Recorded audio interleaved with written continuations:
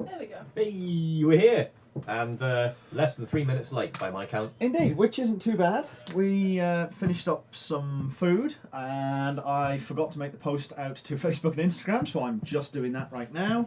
I was doing really well. Shuffling, Abe was like, oh, do you want to go live? I'm like, wow, is it 8:30 already with half my dinner still uneaten in front of me? Yeah. So scarf that down quicker than I ever have before. Our lights aren't on. No, they're not. That seems careless. Well, those ones are. That's the I important mean, ones. to be fair, one of them's still broken, so I need to weld that one back together. Hey, Vex. 1, 2. Oh, and all you saw was my bum. I mean, they're actually out of shot anyway. Oh. Like, that one's not even visible. Why is that one not working? I mean, even if it was, it's... I mean, that one's It's given not like, plugged oh in. yeah, that one's so far. Oh, God. Excellent set work. That's my fault. I do apologise. There we go. I mean, it's 'cause my laptop's blocking it. Like, I mean, you get the glow. Like, Yeah. The glow is good enough. Right, so, here we are, live, once again.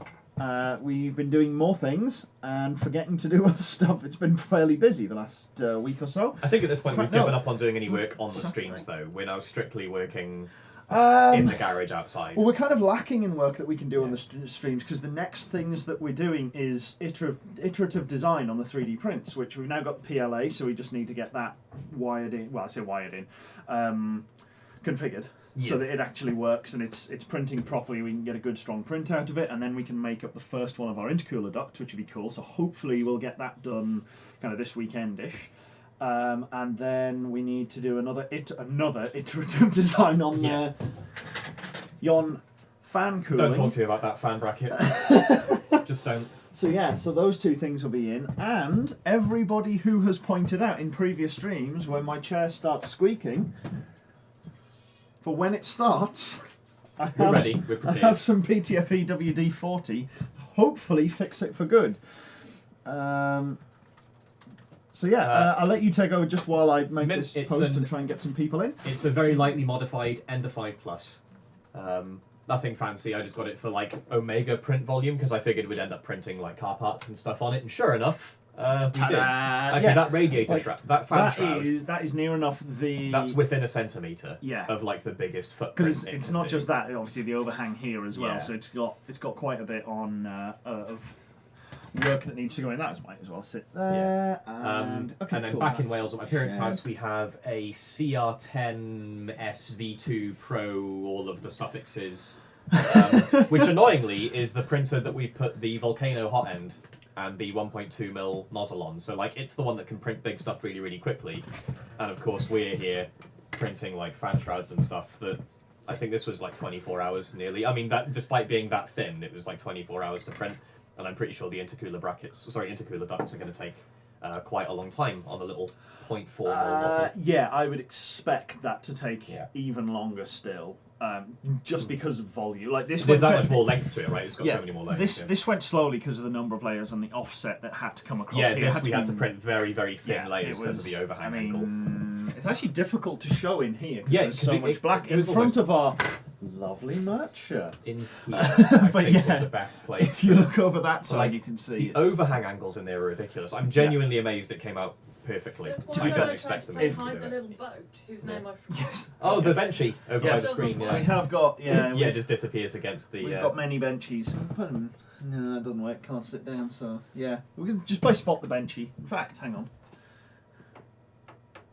just hiding him against the tyre instead. There you go. As soon think as I he's knock actually it, just about visible then. yeah. As soon as I knock it, he's going down. But we'll see. Yeah, if we put the overhead cam on. Ooh, missed. Nope. My bad. I made a habit a while ago Thank you. printing like several new benchies with every new yeah. filament that I got. Like Oh. every time I reloaded the filament, I do a couple of benchies on it. And, So I've kind of yes. forgotten about that now. So, because we haven't looked at this in a while, there are some people who haven't been on lives before. So this is what we printed up for one of the fan housings to go on the back of the radiator. So there'll be two of these in the end, and the radiator will sit here like this. So this hangs over on the outside edge of one. This is going to be trimmed down because these mounting points here and here. Oh, hang on. So these two mounting points here and here a dead centre on the radiator, so it actually needs trimming off, and this will be the very centre edge. Or it might have an overlap. We haven't fully worked out the middle bit. We're trying to make sure that it actually fits anywhere first, and then we can kind of make it fit proper and make this is a little while off one. anyway, because we still need to do some test fits, design work, Yes. etc. on that. Yeah. And also another thing that we can't do any more of in here. Well, Now, a while ago we were doing prep for your T-Bird's wings in here. That's now moving on to sanding and paint, which definitely not doing that indoors. Yeah, so we can't do that at all in here. We have got the outside of one of them almost perfect. It's almost completely done. Literally just put another quick coat of paint on when I Two went clowns. to get these. Yeah. For two clowns working in a very, very mounty garage. Yes. Honestly, I think it's coming up pretty good so far. Yeah, so the inside are both done, which was kind of. I've got a little bit of video of us just taking off some of the inner grime, but mostly it was just scrub it down, prime it, paint it. Done. It's just going satin black because, again, like much of the other stuff, it's going to get undersealed properly so it doesn't rust away, and anything else is just kind of inside. And then we've got the splash guards on, and they're all done, as you've seen in one of the other episodes. So that's all sorted. So the next thing that is up on the Thunderbird is primer and paint, which is just not something we can do in here without painting the walls, which I don't really want to do. It took me a long time to get these walls a nice proper white. Before the chat just fills with, not with that attitude, just floods of it. Yeah. So that's kind of where that one's at. And as you say, we need to do some more test and fitting on this. And this is basically at the point of we need to take a knife to it and just start cutting bits away and then measuring back to see where exactly it needs to fit on the radiator, around the fill hose. And there's another, it's the temperature sensor which sits on this side. And then we just make it mirror it, and then we need to work out the other corner down here on this side for the other side of the for the outlet on the radiator. So yeah, we have kind of run out of it. We've reached a little bit of a stalling point on the midweek work that we can do indoors, but it is also much more pleasant in the evenings now. It is, that's true. And we've got a lot more time in the evenings, obviously, with it going dark a bit later. Now, I've been sitting here staring at my laptop kind of antisocial for the last minute because I've been digging up some pictures and whatnot of what I think should be a fun intro to the episode. I don't know if we've got Winged One in chat at the minute, but it was through his Discord server. I haven't seen him yet. Yeah, but it's through his Discord server that I discovered this incredible piece of machinery. This is the Ford Mondeo Super Touring that I mentioned to you. Okay. Now, I nearly started telling Aid about this car before we started the stream, and I'm like, I'm going to save it. I'm going to show him it on stream so that you get the genuine reaction from Aid as we go through it. Now, Yola, could you put my laptop on the screen, please? And just see if you can spot anything at all weird. Have I sent the wrong... Okay. There we go. Can you spot what is going on here? Like, actually, you know what? No, that's a little noisy. So let's have... not that one. Let's have that image instead. This is probably a more useful one to try and figure out what's crack-a-lacking. Okay, so it's a V. It's a V. It's a V something. I guess if it's the Mondeo, I'm guessing it's the V6. Yeah, I mean you can cheat by just reading the tweet on the side. I'm trying to ignore that, not do as best I can.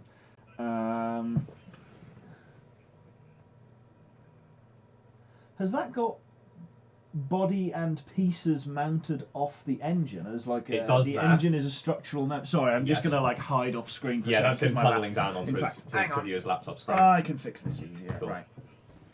Okay. I can make this a bit bigger and actually see what's going on. So, carbon fibre rocker covers for a start. Lots of other carbon fibre intake plenum, I guess. Yeah, that's a massive, great big intake plenum on the top right that you're seeing. Is that individual throttle body actuators down on quite likely? Yeah. Down in the middle of the V. Yep. Not sure what the big orange unit is, unless that is do you want to take a guess on what the big orange unit might be? Can I give you a clue what the big orange unit might be? Okay, hang on. Well, it goes into the valley. Yeah. And runs all the way through. There is a big old exhaust clamp with a V-band on, so turboed? Boosted somehow? Nope. Naturally aspirated. Okay, fair enough. But yeah, things definitely look to be mounted onto that engine. Yeah. Okay, I'm going to give you a clue. The engine is transversely mounted. Okay. Wasn't it longitudinal in the Mondeo? It might have been, but not in this one. I don't actually know a lot about the Mondeo. All the Mondeos I can think of were front-wheel drive. Yeah. But this is not. Okay. This is not a conventional Mondeo in many ways. No, I mean, bet. obviously ignoring the carbon fibre. Like, Okay, well, there's more to it than that. it looks rotary. Okay. But I'm kind of hard. I mean, Okay. to be fair, I'm- it also looks very low mounted in the car. But It is. I mean, it's mounted so low in the car. You see that massive airbox up at the top, right? Oh, Maffey's got a wait. Maffey, you keep typing that, and if I show you that bonnet line, does that like? Oh, that's low. Yes. Wow, that's low. Yes.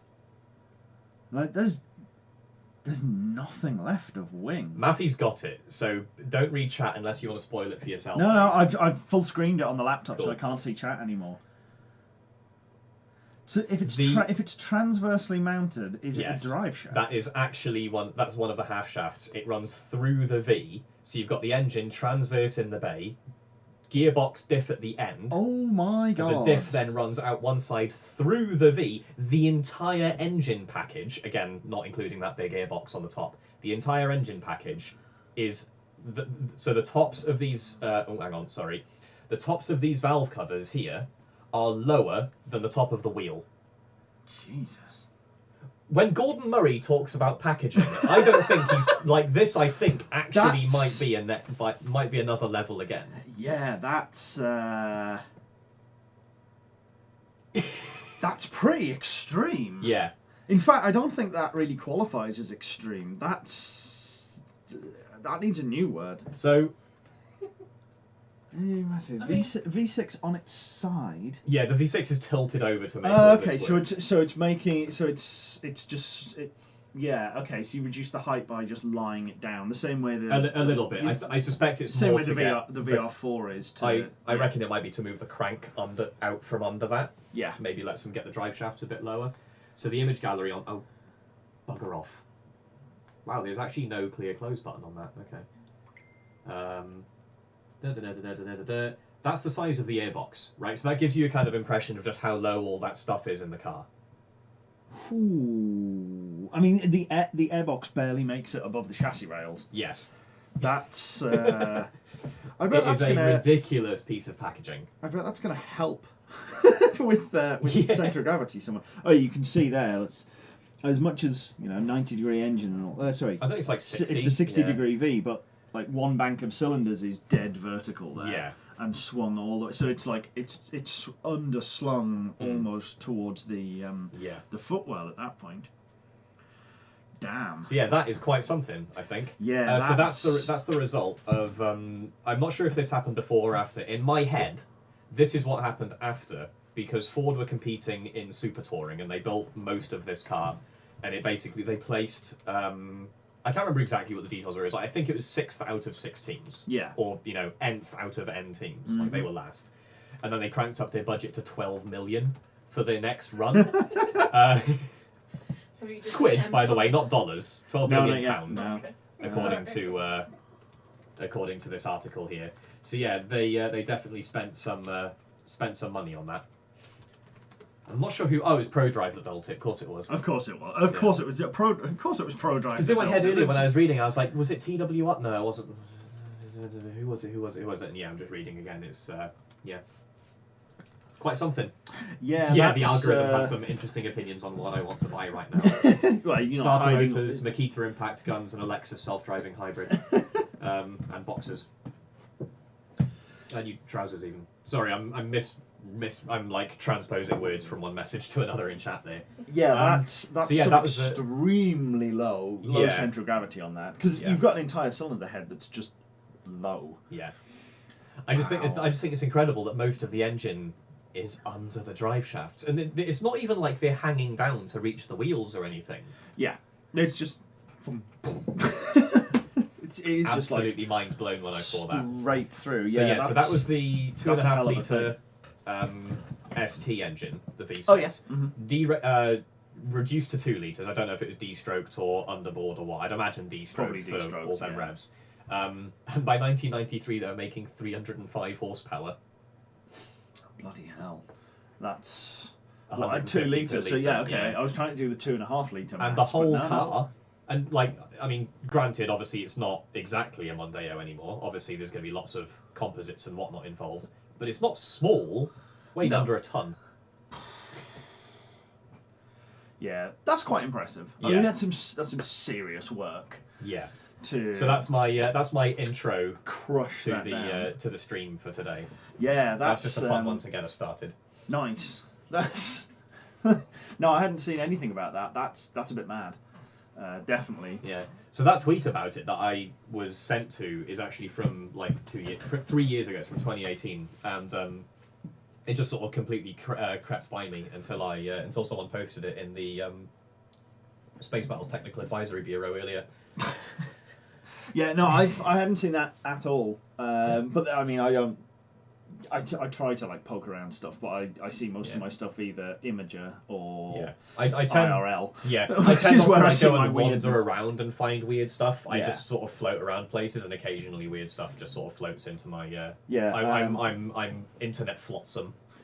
Yeah, I've got an interesting one that I will send to Yolanda that she can put up onto. Oh no, that didn't work. You're gonna send it me, and I'll just use Broke. the screen output thingy that we've got. If I can find the picture again, yeah. Oh, fair enough.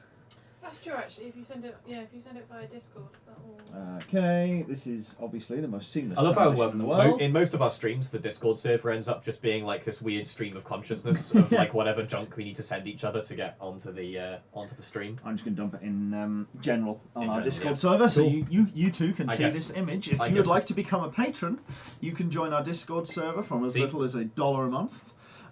So this is something that I saw while I was at work a little while ago. I like it. I arrived on this farm, and this was I'd only been there I don't know, about a week or so beforehand, and suddenly this was just parked up Yeah. in the corner. No, I like this because I've been playing a lot of SnowRunner lately, which Yeah. is basically play big trucks and get stuck in Mud Simulator 2020. So this is a dirty grey Scamel truck, and you do not see many Scamels kicking around anywhere at all. That's a serious piece of machinery, isn't it? Yeah, I love the size of the diff in that thing. Like the Ford 9-inch rear It's end not is playing. famously beefy. Yeah, but that's Is that from the place with the sheep? yes. the So place with the sheep. the most hilarious thing is when I had one of the production managers with me in the van, and we were going to do something incredibly important, which was fill the tea and coffee urns with hot water so that we could have tea and coffee for the crew. I basically stopped the van, got out, and went, "Wow! I'll be there in a second. I just have to take a quick look at this." And the side was up on one, so I got a quick shot of the engine as well, which I will spam in next. There we go. Oh, let's get the. Am I just waiting for an upload at the minute? Yeah. Oh, mate, that manifold. That's proper flowy. Yes. Yeah, this is just... That is a quality piece of fabrication right there. It's just so sweet. What does it do? Just got whole gas. All right, just make it work. Yeah. But yeah, that's. I mean, look at the massive diesel injector pump down the bottom. That is a beefy pump. That's worthy of a big mechanical fuel injector. This is an engine, right? That you can leave it in a desert for 15 years. You can bury it under sand. You I'm can pretty sure that's drown Scamel. it in the swamps of Dagobah. Yeah, I mean, Dig it up 100 years later. let's see. Turn the key. Maybe put a fresh battery on it. Let's see. Yeah, batteries don't do so well. Yeah. Alright, come on, Wikipedia. This is everybody reads Wikipedia vicariously through me. There is actually, to be fair, there's a YouTube channel that does basically that, but for like comic book nerd and movie stuff. Yeah. They do really well off it. So whether it do like a Wiki Weekend thing, Wiki Wednesday stream, you just Wiki sit there and Wednesday, read go for your wander around Wikipedia. No, he can do it as an extra one. Yeah. Oh. I think I found it. So one thing I hadn't actually realised, there is a particularly favourite truck of mine, and that if I was to have a transport truck for anything ever, obviously kind of wild and out there is only one thing that I would want, because it's the only thing that's ridiculous and big enough. It's the Scamel Contractor, which is what the army used to haul tanks. Nice. Are you sending us a picture, or Yeah, shall I? I'm just pulling one up on Wiki. I mean, to be fair, this is actually this one's a reasonably old one, from Yeah, reading Wikipedia for YouTube, that's half of Simon Do you know- Winslows channels. Yeah, I mean, Okay, it literally- yeah, that's, it literally is. We should throw up a quick channel onto the Discord for Yeah, that's just like gonna be media to just be dumped Yeah. into. That's the really really old one. The new one is way taller, bigger engine, more power, obviously, all of the usual goodness. But it's just enormous. The bonnet line on it is almost as high as the cab line on some of the over-engine cab trucks.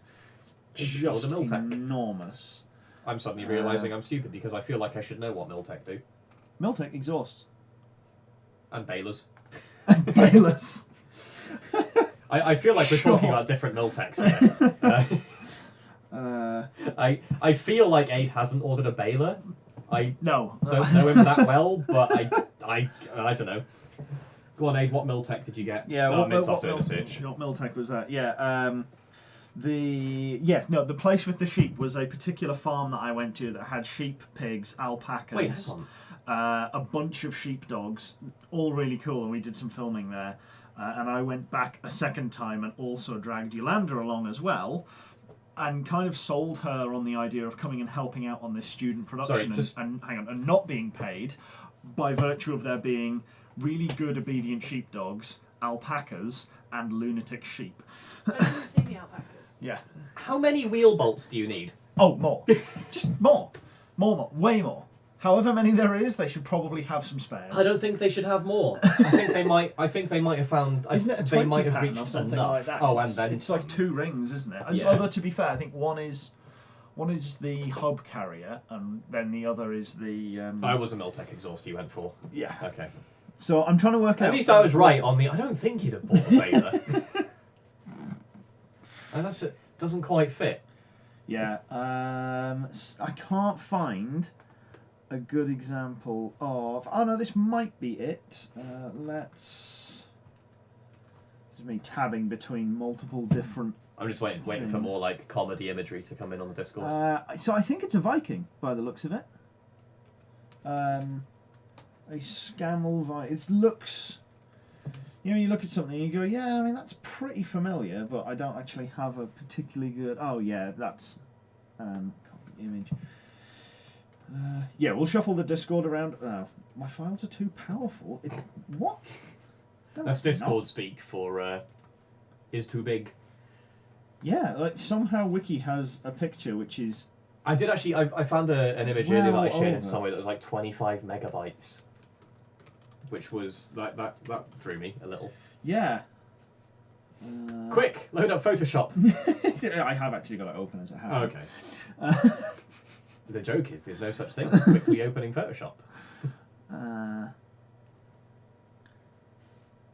No, it's not one of those. It's something completely different. So it looks like it might be a variation on a Scammel constructor because it looks very similar, but it might be the constructor goes importantly. back a long, long way by the looks of it. But all of the ones that I can find don't have that airbox up. Oh, that's yeah, good dog. So Good boys. funny story at this farm.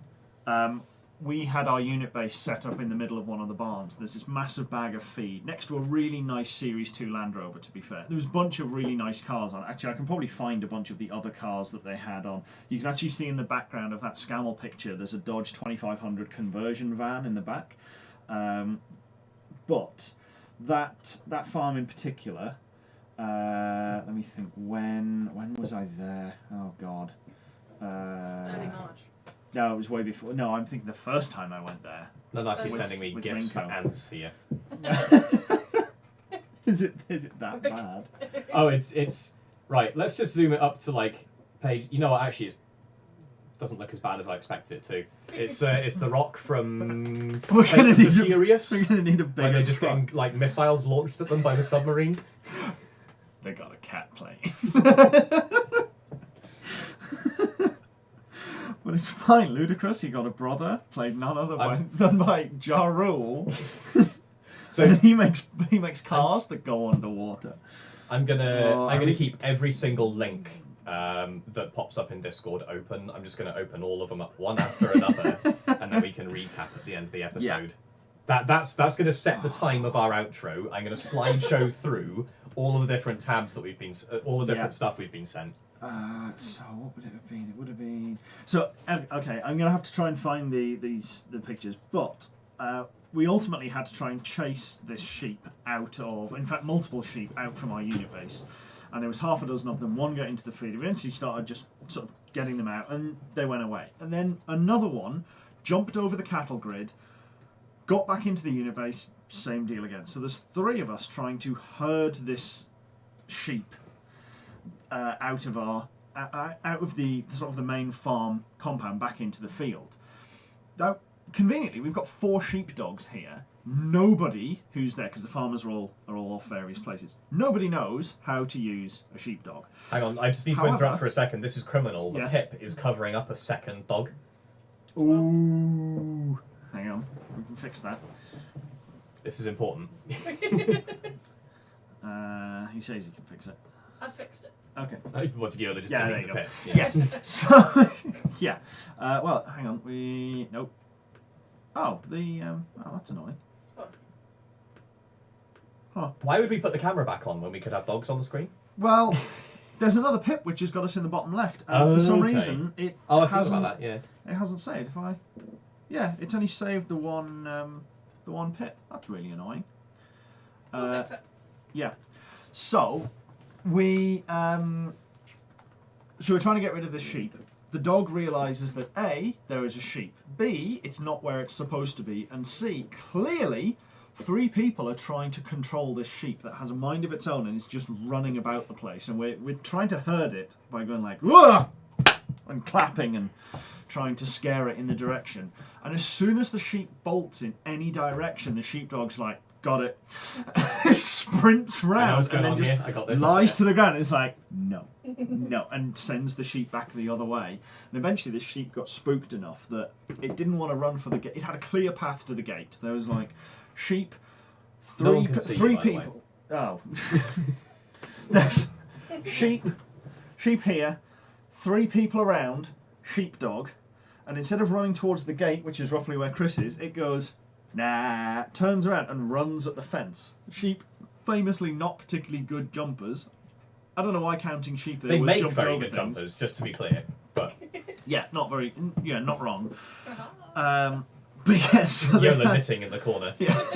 So it turns and runs, charges at the fence, jumps as high as it can, Which is misses. not high enough. Its face goes into the extra piece of mesh across the top and just collides with the fence. The fence kind of starts to give way, which just rotates the sheep around, and the sheep just kind of somersaults over, lands messily on all 4 legs, and just like, it's cool, and then runs off into the rest of the field. Oh, what just happened? Wait, hang on, I was running. We're upside down! This is not cool! And then just like runs off, and the dog just kind of went, oh cool, job's done, and went back to playing football with the other dogs. Honestly, best dogs. Every dog is best dogs, though. Yeah. Oh no. This Are these dog, actually best dogs? This dog specifically, the one in the very middle, Yeah. that's got the football, could like tackle with its front paws and its nose. Yeah. That dog could dribble for one. Could take it off other dogs, and was a pretty dab hand at just collecting and controlling the ball. Yeah. It's a better footballer than I am. I mean, I'm not a very good footballer, but I was outclassed in ball control by a dog. This almost feels like a low point. Yeah. Oh no, the picture. Oh. Is that the one you want me to put on? You don't necessarily Yes, have to there if you we don't want to. go. I'm just opening every link we get sent. And by the way, I appreciate that we've made it at least this far before anyone sends anything not safe for work. Right, okay. So... right, here you go. Is this just going to be PedalBox reacting to random shit that people send us in chat? Yeah. At least I mean, that's- I'm okay with that. Well, that's what this segment's going to be called now. That's just a bit of a mouthful, isn't it? What's new on the internet? So apparently even I went on the internet and I found this. Yeah. And he just whoa. So even this picture, which I'm now going to have to send it to Yolanda via Facebook because it will not fit into Discord. Have I got to like double boost the server or something so that we can? Yeah, possibly. It doesn't like an 8 meg file basically. So, how big is this image? It's a JPEG. It's not. This should not be a particularly big file here, especially not out of a phone. I expect it's 900K. Watching you just flounder here is Discord. brilliant. You are There we go. lying. Right. Upload to yeah. Have that. Right. There we go. Okay, it's cool. It's on the screen It's now. behind you. It's on. It's on. I Discord, yeah. still need to put it into my. Into So my queue. this was a tiny little. I don't know what it was. It was a neat little kit car. I'm not going to lie, and it looks an awful lot like it's based on a Beetle. Like it totally looks like a little Beetle buggy of some version. But there are things you will notice that make it immediately obvious that this is not a Beetle, or at least not a Beetle engine. The first of which I think Chris has spotted. No, as soon as you said it's based on a Beetle, one of the few things I know about Beetles, and I only know this because I watched one particular dude's Formula V car build. Right. Which, by the way, I need to put in a server at some point because it's amazing. Yeah. So I know what the front suspension system looks like, or Yeah. at least I think I do. I'm probably wrong, but I think I do. And that doesn't look like it, because I don't think the Bug has discrete shock absorbers on the front. Okay, well, I'm going to guess that somebody in chat will look at that and go, that's absolutely not a VW. And there's an obvious giveaway for that, why that's not a VW engine. Especially not a Beetle well, engine. the engine's obvious. And that's but the yeah, radiator yeah. that's sat up in the back. And I can't really remember where it. I love how the pip now is just both of us craning. Just like, oh god, what's going on? Yeah, it is some type of Ford engine, and that is. Well, so actually, yeah, I can literally- see the valve cover there. It's an overhead valve inline There we 4. go. I'm just doing another picture dump into Discord. So everybody who's on our Discord server, you need the bar with the Patreon. There we go. Yes. So if you would like to join our Patreon for as little as $1 a month, you can see all of these random pictures at full Show res harder, yourself. WO says looks like a VW Sandero. Yeah, I'm assuming W is winged one. No, I'm pretty. No, he hasn't got Gamers Nexus's dude going as his Okay, as his fair avatar, enough. so Yeah, I think it's fair, someone else. fair play. I mean, he is online in Discord, so it's entirely Okay. possible. And WO, like, oh, it's Damo. Hey, nice to see you, Damo. So this thing that was parked up in this barn on this farm, it was a bit wild, really. We were setting up some cameras next to it, and sort of this was just behind something. I went over, just started poring over it whilst we weren't filming and waiting for things to happen. Whenever they were shooting, literally on the other side, we had to be really quiet, so I couldn't do anything. So I just potted around this barn, and yeah, it was all sorts of stuff. But it had this the Ford engine in. And hang on, is the transmission and diff in front of the engine? Yeah, the engine's mounted backwards. Correct. That's the extra value weird. It makes sense. It ejects drive forwards into the diff, and Is there then a out to the reversal or wheels. something to make that work? Or? Nope. It comes out of the block, gearbox, diff, wheels. How is it turning the right way? It's just Like a backwards camshaft or something? I have no. There's got to be idea. something in there to make it either run the wrong way or reverse it. That's wild. Yeah. Also, that is a very, very sad-looking single carburettor. That one little big downdraft carb on the side. I mean, to be fair, given, Ford's cross-flow 8-valve engines weren't exactly powerhouses, so probably don't need much more. Yolanda interjects, Yeah. excusing her ignorance. Yeah, why does it have bigger wheels on the back than it does on the front? Because it looks cool. Yeah, I mean, to an extent, you want that. If you're doing a dune buggy or something like that, you want bigger paddle wheels on the back so you can get through and you can put drive down. You don't want to sink. You don't want to cut through and sink into the sand. So you want bigger, wider wheels. Yeah, I think really But on the roughly you want the front- front light so that it dances around on the Yeah. sand.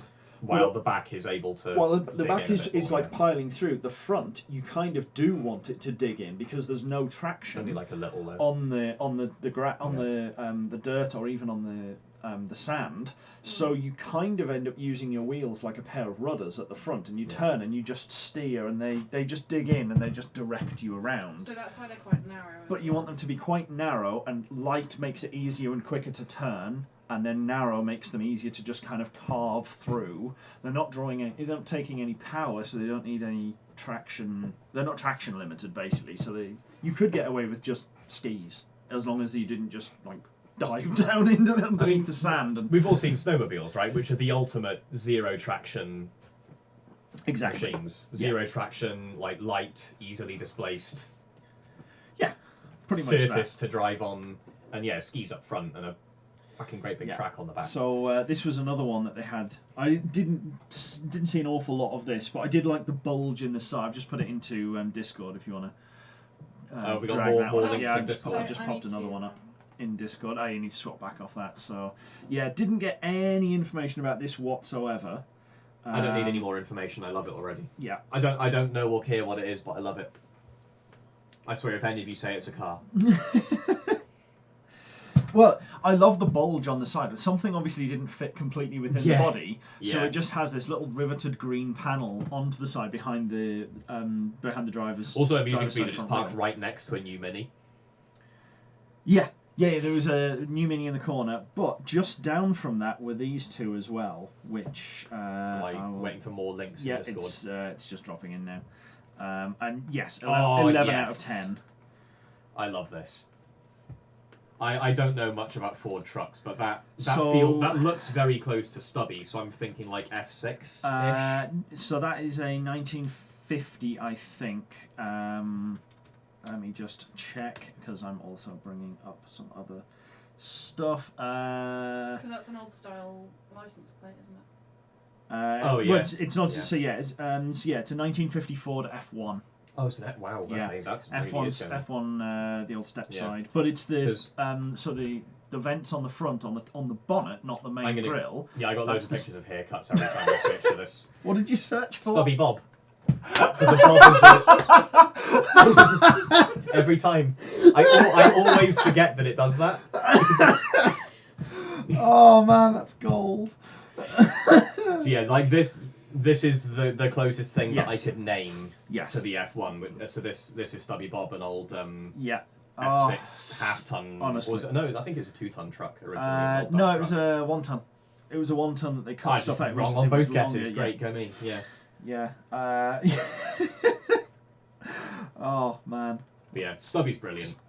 In the exceedingly unlikely event that any of you haven't watched Roadkill, when we're done tonight, go watch Roadkill. Yeah. Especially the episode where they built Stubby Bob. And this is the other one that was this is a little bit more of the one parked next to that 50 F1. Oh. There's some classic cars. They're There we go, and there's the back end of the 150. Yeah, the 150 was clear. Obviously, it had work, and it was in custom colour and all the rest of it, but it was really, really nice, really clean. Just a quality example. It's kind of weird to me how long the back of that is. Is this before that they figured out that you could I was in the middle of saying, is it before they figured out you could just truncate the back of a teardrop body and lose nothing in terms of drag? And then I realised how far out the leaf springs go and the leaf spring mounts. Yeah, you're kind of limited at that point. So if you have a look at Macro Machines, another channel on YouTube, he's building a boat tail speedster. We've mentioned about him a couple of times, and he's building this beautiful aluminium hand-formed boat tail speedster with a Jaguar. So it's a Jaguar XK140 engine connected up to a Chevy 4-speed transmission. I think it's a Chevy 4-speed transmission. With this custom adapter plate that he just made. And the kid's like 20 years old, so he's at uni at the moment. It's just insane. But yeah, if you look at that, you can see how far his leaf spring kind of stick out the back of his, so he was somewhat limited on that front. But yeah, it's just, it's so good. But yeah, that's another really good channel to have a look at as well, if you haven't seen it already. Nanaki. Chris in opposition. Yeah, yeah. We just YouTube will be similarly forgiving. Yeah, hope so. YouTube live streams you can get away with a little bit more. I do know of at least a couple of fairly big ones who do not so much violate the no drinking, like no promotion but like of alcohol tongue on in cheek stream, with but a bit of a heavy wink kind of skirt around it. I was just like, I mean, Rob Ferretti sits there and he literally calls his Friday night live stream Friday Night Drinks. Okay. And then sits there with a glass of whiskey and he's like, "Oh yeah, I got some premium apple juice." Yeah. Sure, Rob, definitely. Nothing wrong with the odd wobble. We could do run through on some of what James showed us, Maffy, at some point. If you can dig a few bits and pieces out and drop them in, just so I'm not sat here craned over looking into my laptop to try and find a bunch of pictures, then send me some stuff direct to bring back up, and I'll find it from there. The chair's just starting to squeak, so we're going to be on. We're going to be on oiling duty in a minute. Quick emergency chair maintenance. Yeah, pretty much. But yeah, so we've done quite a few cool bits, or rather, I've seen quite a few cool bits while I was on. I was on another one, and there was a almost mint condition. I mean, as mint condition as really anybody cares to imagine. Larder Reaver. You may as well kill the laptop on the side street. You don't want that. I'll see if I can find that one as well. Are you only saying this because of my political leanings? the larder just has to appeal to me. Oh no! I mean, like, it was genuinely in incredible condition. I mean, it was a bit dirty, but that is another set of words though that could almost convince me that Age knows how to speak Italian again. Damn it! Oh, hang on, what? Riva.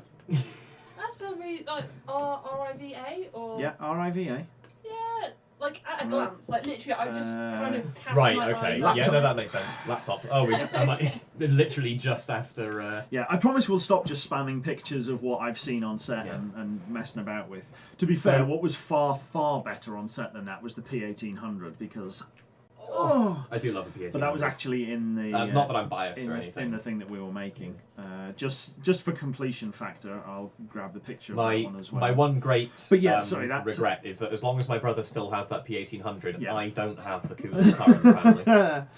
Yeah, that Reaver was in phenomenal condition. Like, there's a couple of us kind of walked by and went, "Is that a Reaver? Is that a Reaver or a Neva? I can't. That's a Reaver." Okay. I checked. You checked? Okay, cool. Because I always get the two confused. 4-wheel drive, had no rust on it anywhere, and this P1800 was fully restored. Had a gorgeous red leather interior, sounded great, and it was honestly, that was a good day. Guy that owned it was really cool as well. Is that the one where you had the armourer on set? Yes. For stumps? Yes. And we turns out me going out and going, "Wow, I'm really cold. Screw it. I'm going to go to Halfords and buy a bunch of foot warmers and hand warmers that I can throw in my shoes and my gloves and everything else." And as soon as I got back on set, the armourer came over and was like, "Ooh, are they hand warmers? Would you mind if I borrowed a couple of those? I need to warm up the gun." Because the valve, we had an airsoft Beretta on set, and the blowback, the CO2 valve in the canister was freezing shut because it was so cold outside with the influx of air through it. It was just freezing, so you get one shot and then it would just go whoosh, and just vent the whole canister out the front of the gun, so it didn't work at all. So yeah, we had those like packed around hand warmers to just keep the whole thing right. But yeah, that was a fun one. Walking around the centre of London with a fake Beretta and 4 duffel bags stuffed full of gold and miscellaneous £50 and £20 notes, like just stuffed in, like vaguely hanging out. Yeah, just do that in the city of London. Seems perfectly reasonable. It's saying it looks like a Cossack, and I didn't even know that was a thing, so I'm now looking up the Larder Cossack, and yeah, it does. I'll go along with that. Yeah, it could be. I mean, I thought the Reaver was. See, it was the Cossack. I'm seeing it called the Larder Neva Cossack, so I'm wondering if it's the Cossack is a variant on the Neva. In before I just find pictures of like old Russian soldiers. If I keep scrolling, no, I searched Larder Cossack, and all I've got is Nevas. So, unless you have a red square filter. You should pick up. Genuinely, for a second, I was getting Randy vibes off this one. I mean, the laptop screen's off now anyway, so it doesn't matter. But yeah. But yeah, that P1800 though, I'm just sitting here honestly, just staring at the P1800, man. So nice. Yeah, love it. Emmy had her dad's first car was an orange Lada, and his boss gave him for free as he was going to scrap it, and it drank more oil than fuel. That sounds about right. That sounds Go along with that. That sounds absolutely right. I need to dig up Torch's review of. I'm pretty sure it was a Lada Neva, and I could be wrong. I'm not sure. I feel like they kept making them until really, really recently, and he went out and did a road test with one of the newest ones or something like that. I remember that one. And he did an absolutely amazing write-up of it, and I absolutely loved reading it. So I'm going to see if I can dig that up to... Yes, as Aid says, the Saint series had an 1800. That was like what made the 1800 known to the world was the Saint in that. It had some really good ads as well. Yeah. They were so.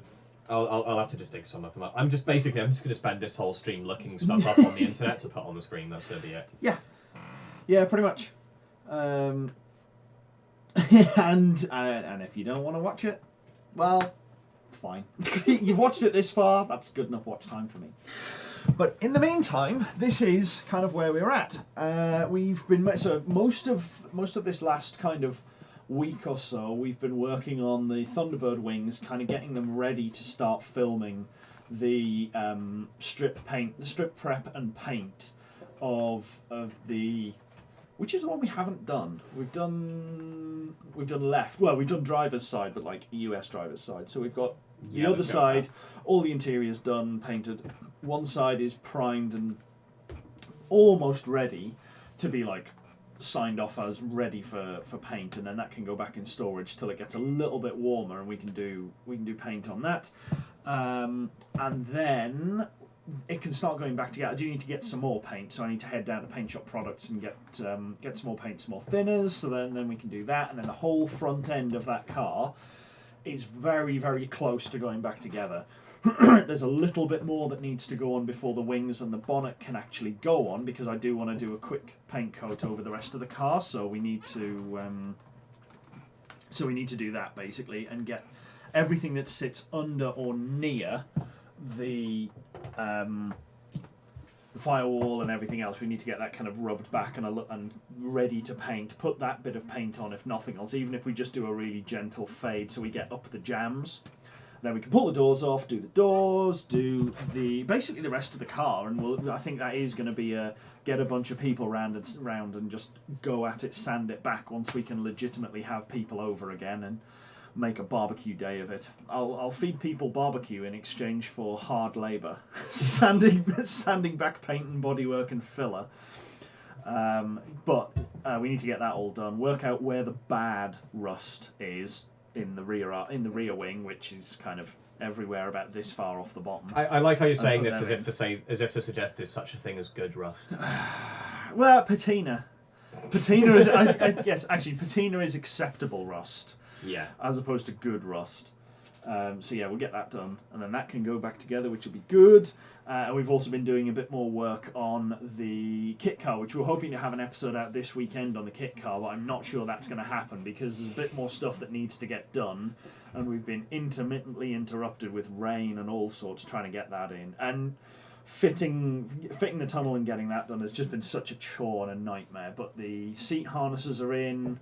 The harness mounts on the tunnel are in, which was the next big bit, and after that we can actually paint the inside of the tunnel, get everything done underneath, and refit all of the pipe work, because we had to take the brake pipes back out, having literally just fitted them. We had to take the brake pipes back out, we had to take the fuel lines off, get everything. The only thing left on the car at the moment is the wiring loom, and that's just because we can move it around where we need to, but the wiring loom needs a little bit more work. We've got some more plugs, because Matt very saliently pointed out that having extended the engine plugs all the way forward down the side of the car to where the fuse box is, which was really convenient, was a brilliant idea to have it unpluggable at the fuse box. However, if we want to take the engine out, we've then got probably about 8 feet of tail that goes all the way down the driver's side of the car. So today I went to the scrapyard and I got another set of plugs, so we've got those all ready to splice in at the back. Our wiring loom is going to be basically 2 parts. We're going to have the engine bay loom in the back, that obviously would normally be in the front of the car. 3 parts but total. in the back. Yeah. Did you say 2 or 3? I said 3. Yeah. I meant to say 3. Well, I Yes. might have said 2, but I meant to say 3. Anyway, 3 parts. So you've got the original engine bay loom and everything that lived in the front of the car is obviously all going in the back with the engine. Yeah. Where we've had to extend it to reach back to the front of the car, which obviously wasn't designed to get, it wasn't designed to run the length of the car originally. Yeah. We've extended it. We're going to cut the extension off and put connector blocks on in that cut and obviously basically reconnect it all back together. It's another set gonna, of the same plugs, effectively. So we're going to wind up with like this it's a big centre patch trunk cable effectively down the side of the car that we disconnect. Yeah. And we then have the front of the car and the back of the car in this separate it is actually just a massive patch cable.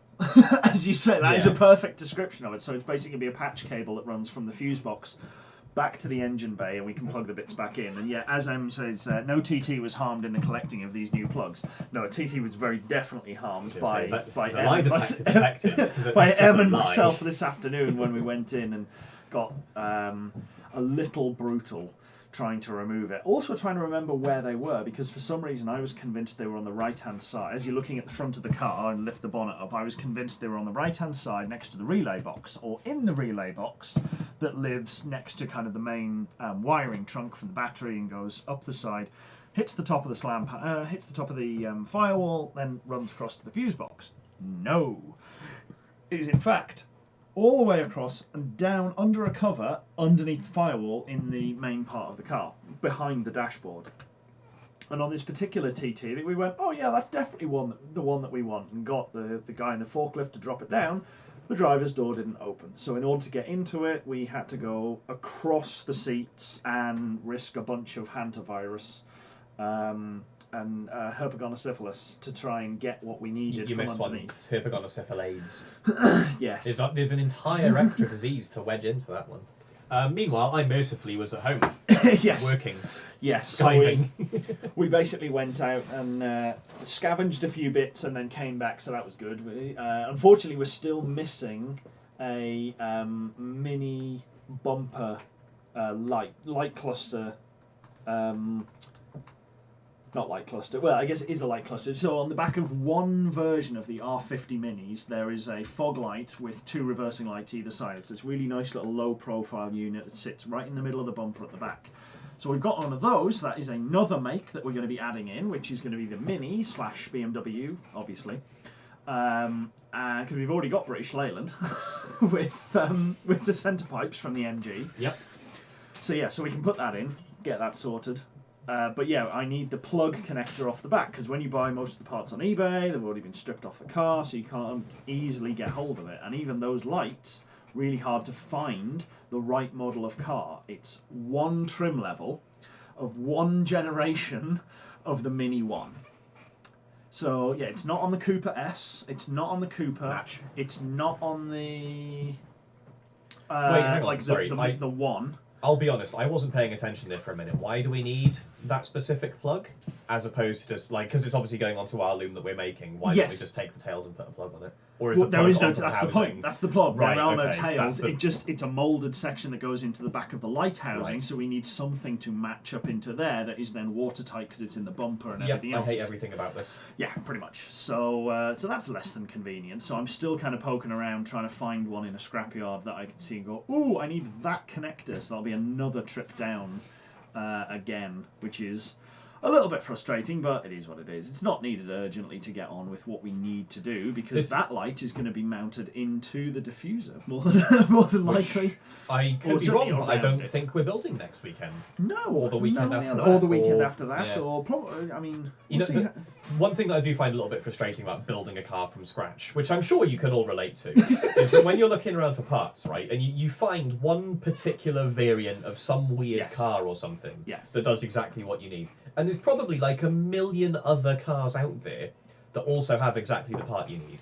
And it's almost certain that every single scrapyard in the county, somewhere on one of their racks, on one of their cars, has exactly the bit we need. Yeah. But it's just like, how do you know? Yeah. You gotta Like, go you out just and can't look around know. and wander, and it's just a nightmare to try and find. And you can't and you go on Google and you search for what car has a sealed fog unit that has these exact blah blah blah blah blah, and Google's like, Yeah, so the way I found that one, I was actually to find the mini one. I was actually out driving and spotted it and went, "Oh, that would be cool." Came home and Googled Mini One fog light. Oh, that's wrong. Oh, that's wrong. Oh, Cooper. Oh, that's wrong. And eventually found what model it was, what era it was. And yeah, it is very, very scrappy challenge mint. It's one of those. What do I need? I need something that fits these categories. Right now, what exists to fit these specifications? Yeah. And then what can I find either on eBay that's already been parted out, ready to part out on a car that's 99p for a wheel nut, breaking everything, just message me, or new but not ridiculously priced and able to find.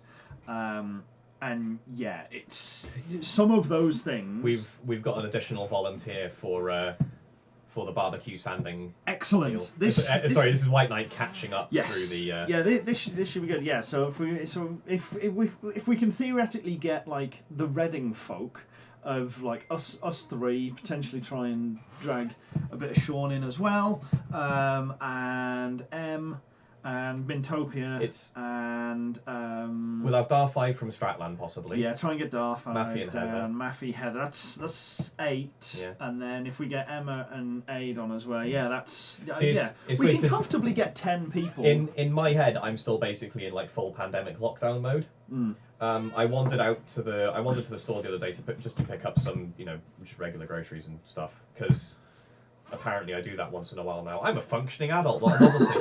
And I was walking through the park, and I'm there with like my mask on and everything, and my hands are in my pockets, and I'm generally trying to sort of keep to myself and keep as many feet as possible away from everyone else. And there's people everywhere now that obviously everything's starting to reopen, and I think there's a few people who are maybe forgetting that we're only a little bit reopened, but whatever. Like, there's people everywhere. Yeah, there are very definitely a lot of people who are taking a lot of unnecessary risks. So I'm wandering playing the game, but not playing by the rules. And I'm wandering through the park, and I'm like, no one is wearing masks. Yeah, no one. Yeah. And I start ranting a bit on Discord. I'm like, rah rah rah, I'm in the park, and there's no masks, rah rah rah. Yeah. And then someone goes, we're below 4,000 cases a day. Yeah, this is like we're out in public. Half of people have had their first vaccination. Exactly, yeah. And I'm there like, these are really good points. Like, I don't want to go back to normal yet, but it's a real battle for me to get. Oh, but it's more that I don't want to slam my flight. I want like these. I want the numbers to go to 0 before I go back to normal. Yeah. It's more that I haven't quite got to grips yet with the fact that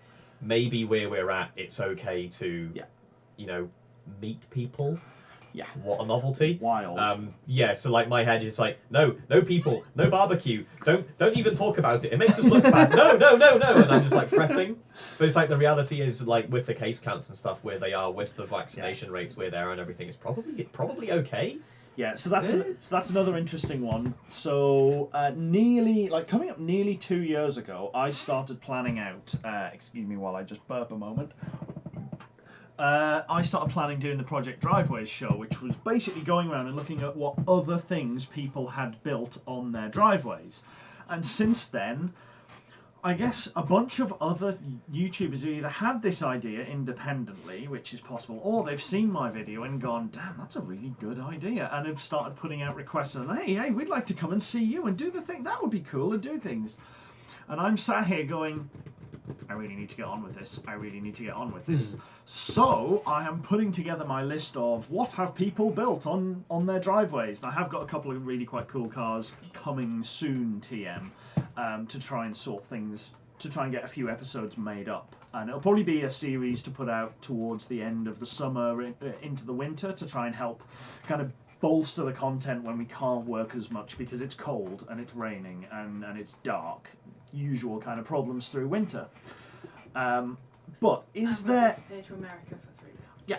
Is there anything that you've seen that you know from your groups or anything like that, basically countrywide, because have car will travel, that you think we should go and film? And more importantly, if you know these people, can put in a good word and say, hey, you've built a really cool thing. Do you know what?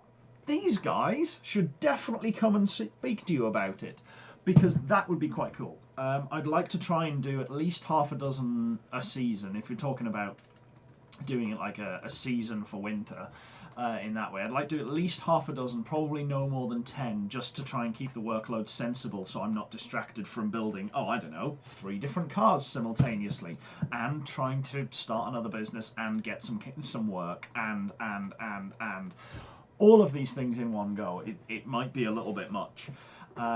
Unless suddenly the monetization does actually take off and I don't need to try and look for quite as much work because this does become work. Wouldn't that be a novelty? Not that I'm particularly counting on that happening. This is still just fun at the moment. And as we all know, as you can buy with this convenient merch At shop.pedalbox. There we go. Yolanda's properly on the ball there. I mean, to be fair, she is knitting. Like, yeah, we can't expect instant. It's also bad. Like the fallback monitor does have all the controls for recording underneath it, so I can't quite see the strap bars properly, and that's delayed. So you've got to be a thing to hide all the guff off of that. Yeah, I can't remember how. I'm kind of tempted. I'm just going to slither out under I the don't table think and there poke is it. because it's meant for feedback, so you're meant to be able to see all the stuff and do all the I controls. think I remember doing it, but I can't yeah, remember 'cause we used exactly these a how. while ago. Display. But yeah, so this is something that we definitely need to do.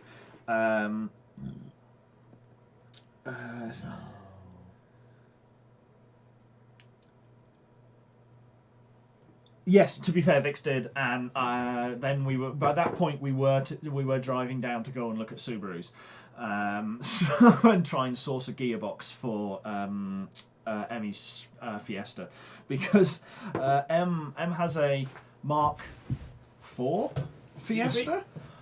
Correct me if I'm wrong.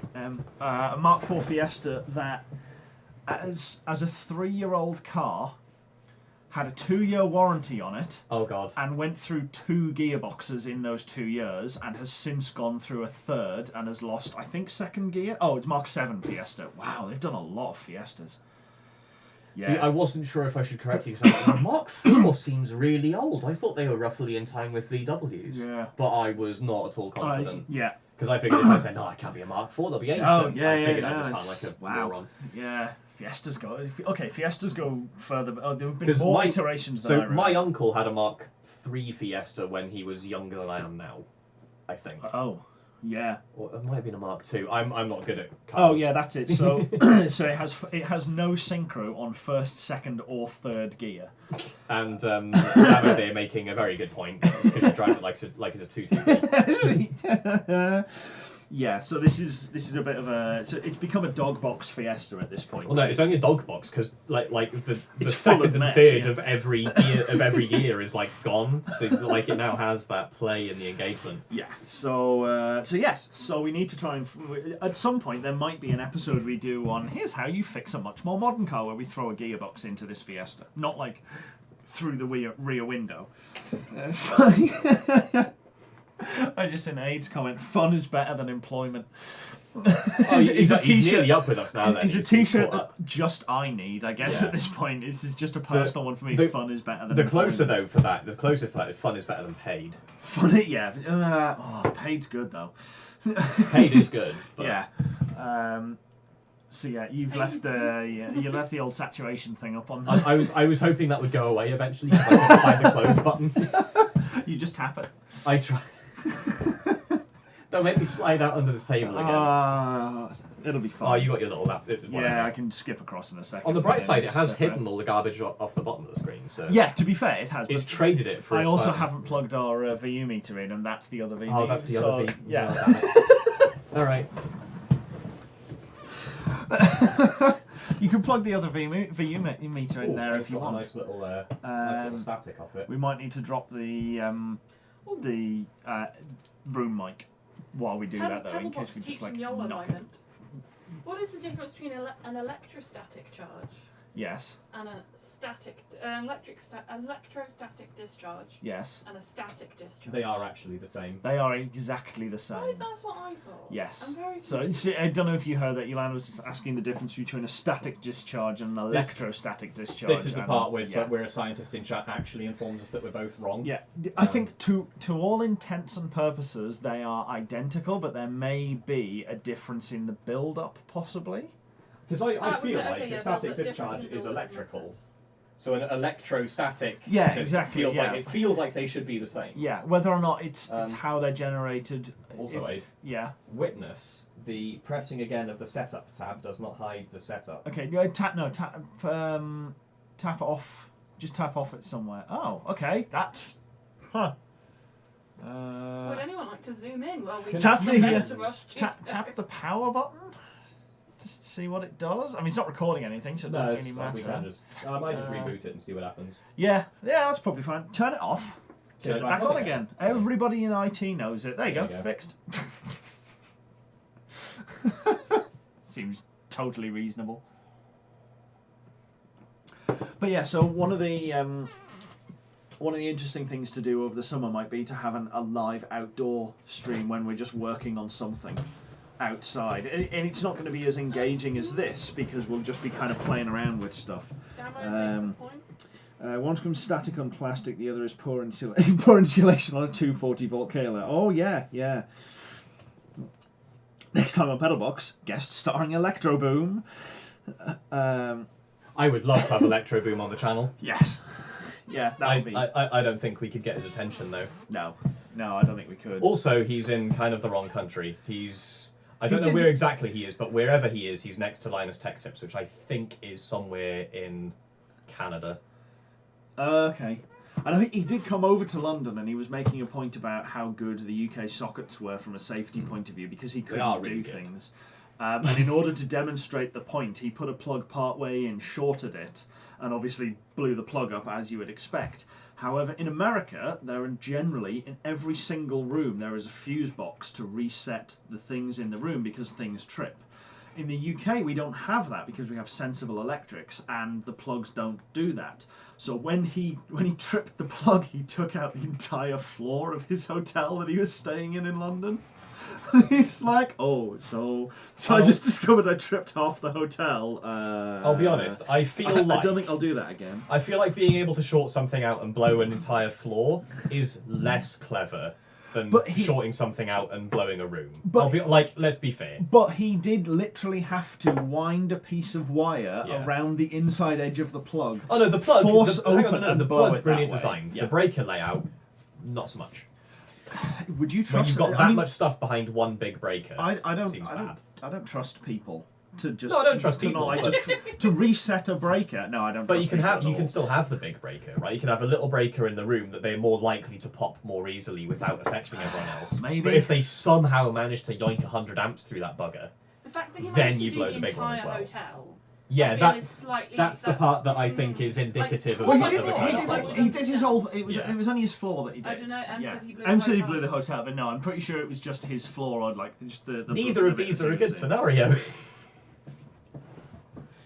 Oh, Vic's got the GR callback, $250 a month plus insurance. Honestly, though, yeah, it's like I was talking to Sam about it, and he's like, "Oh, really, mate? It's less than the 86 was costing him." Even in the UK, because I've not seen any. Like, I mean, admittedly, I've only really been in IHG stuff recently, but even so, I've never found a breaker anywhere in an individual hotel room anywhere. It just seems sensible.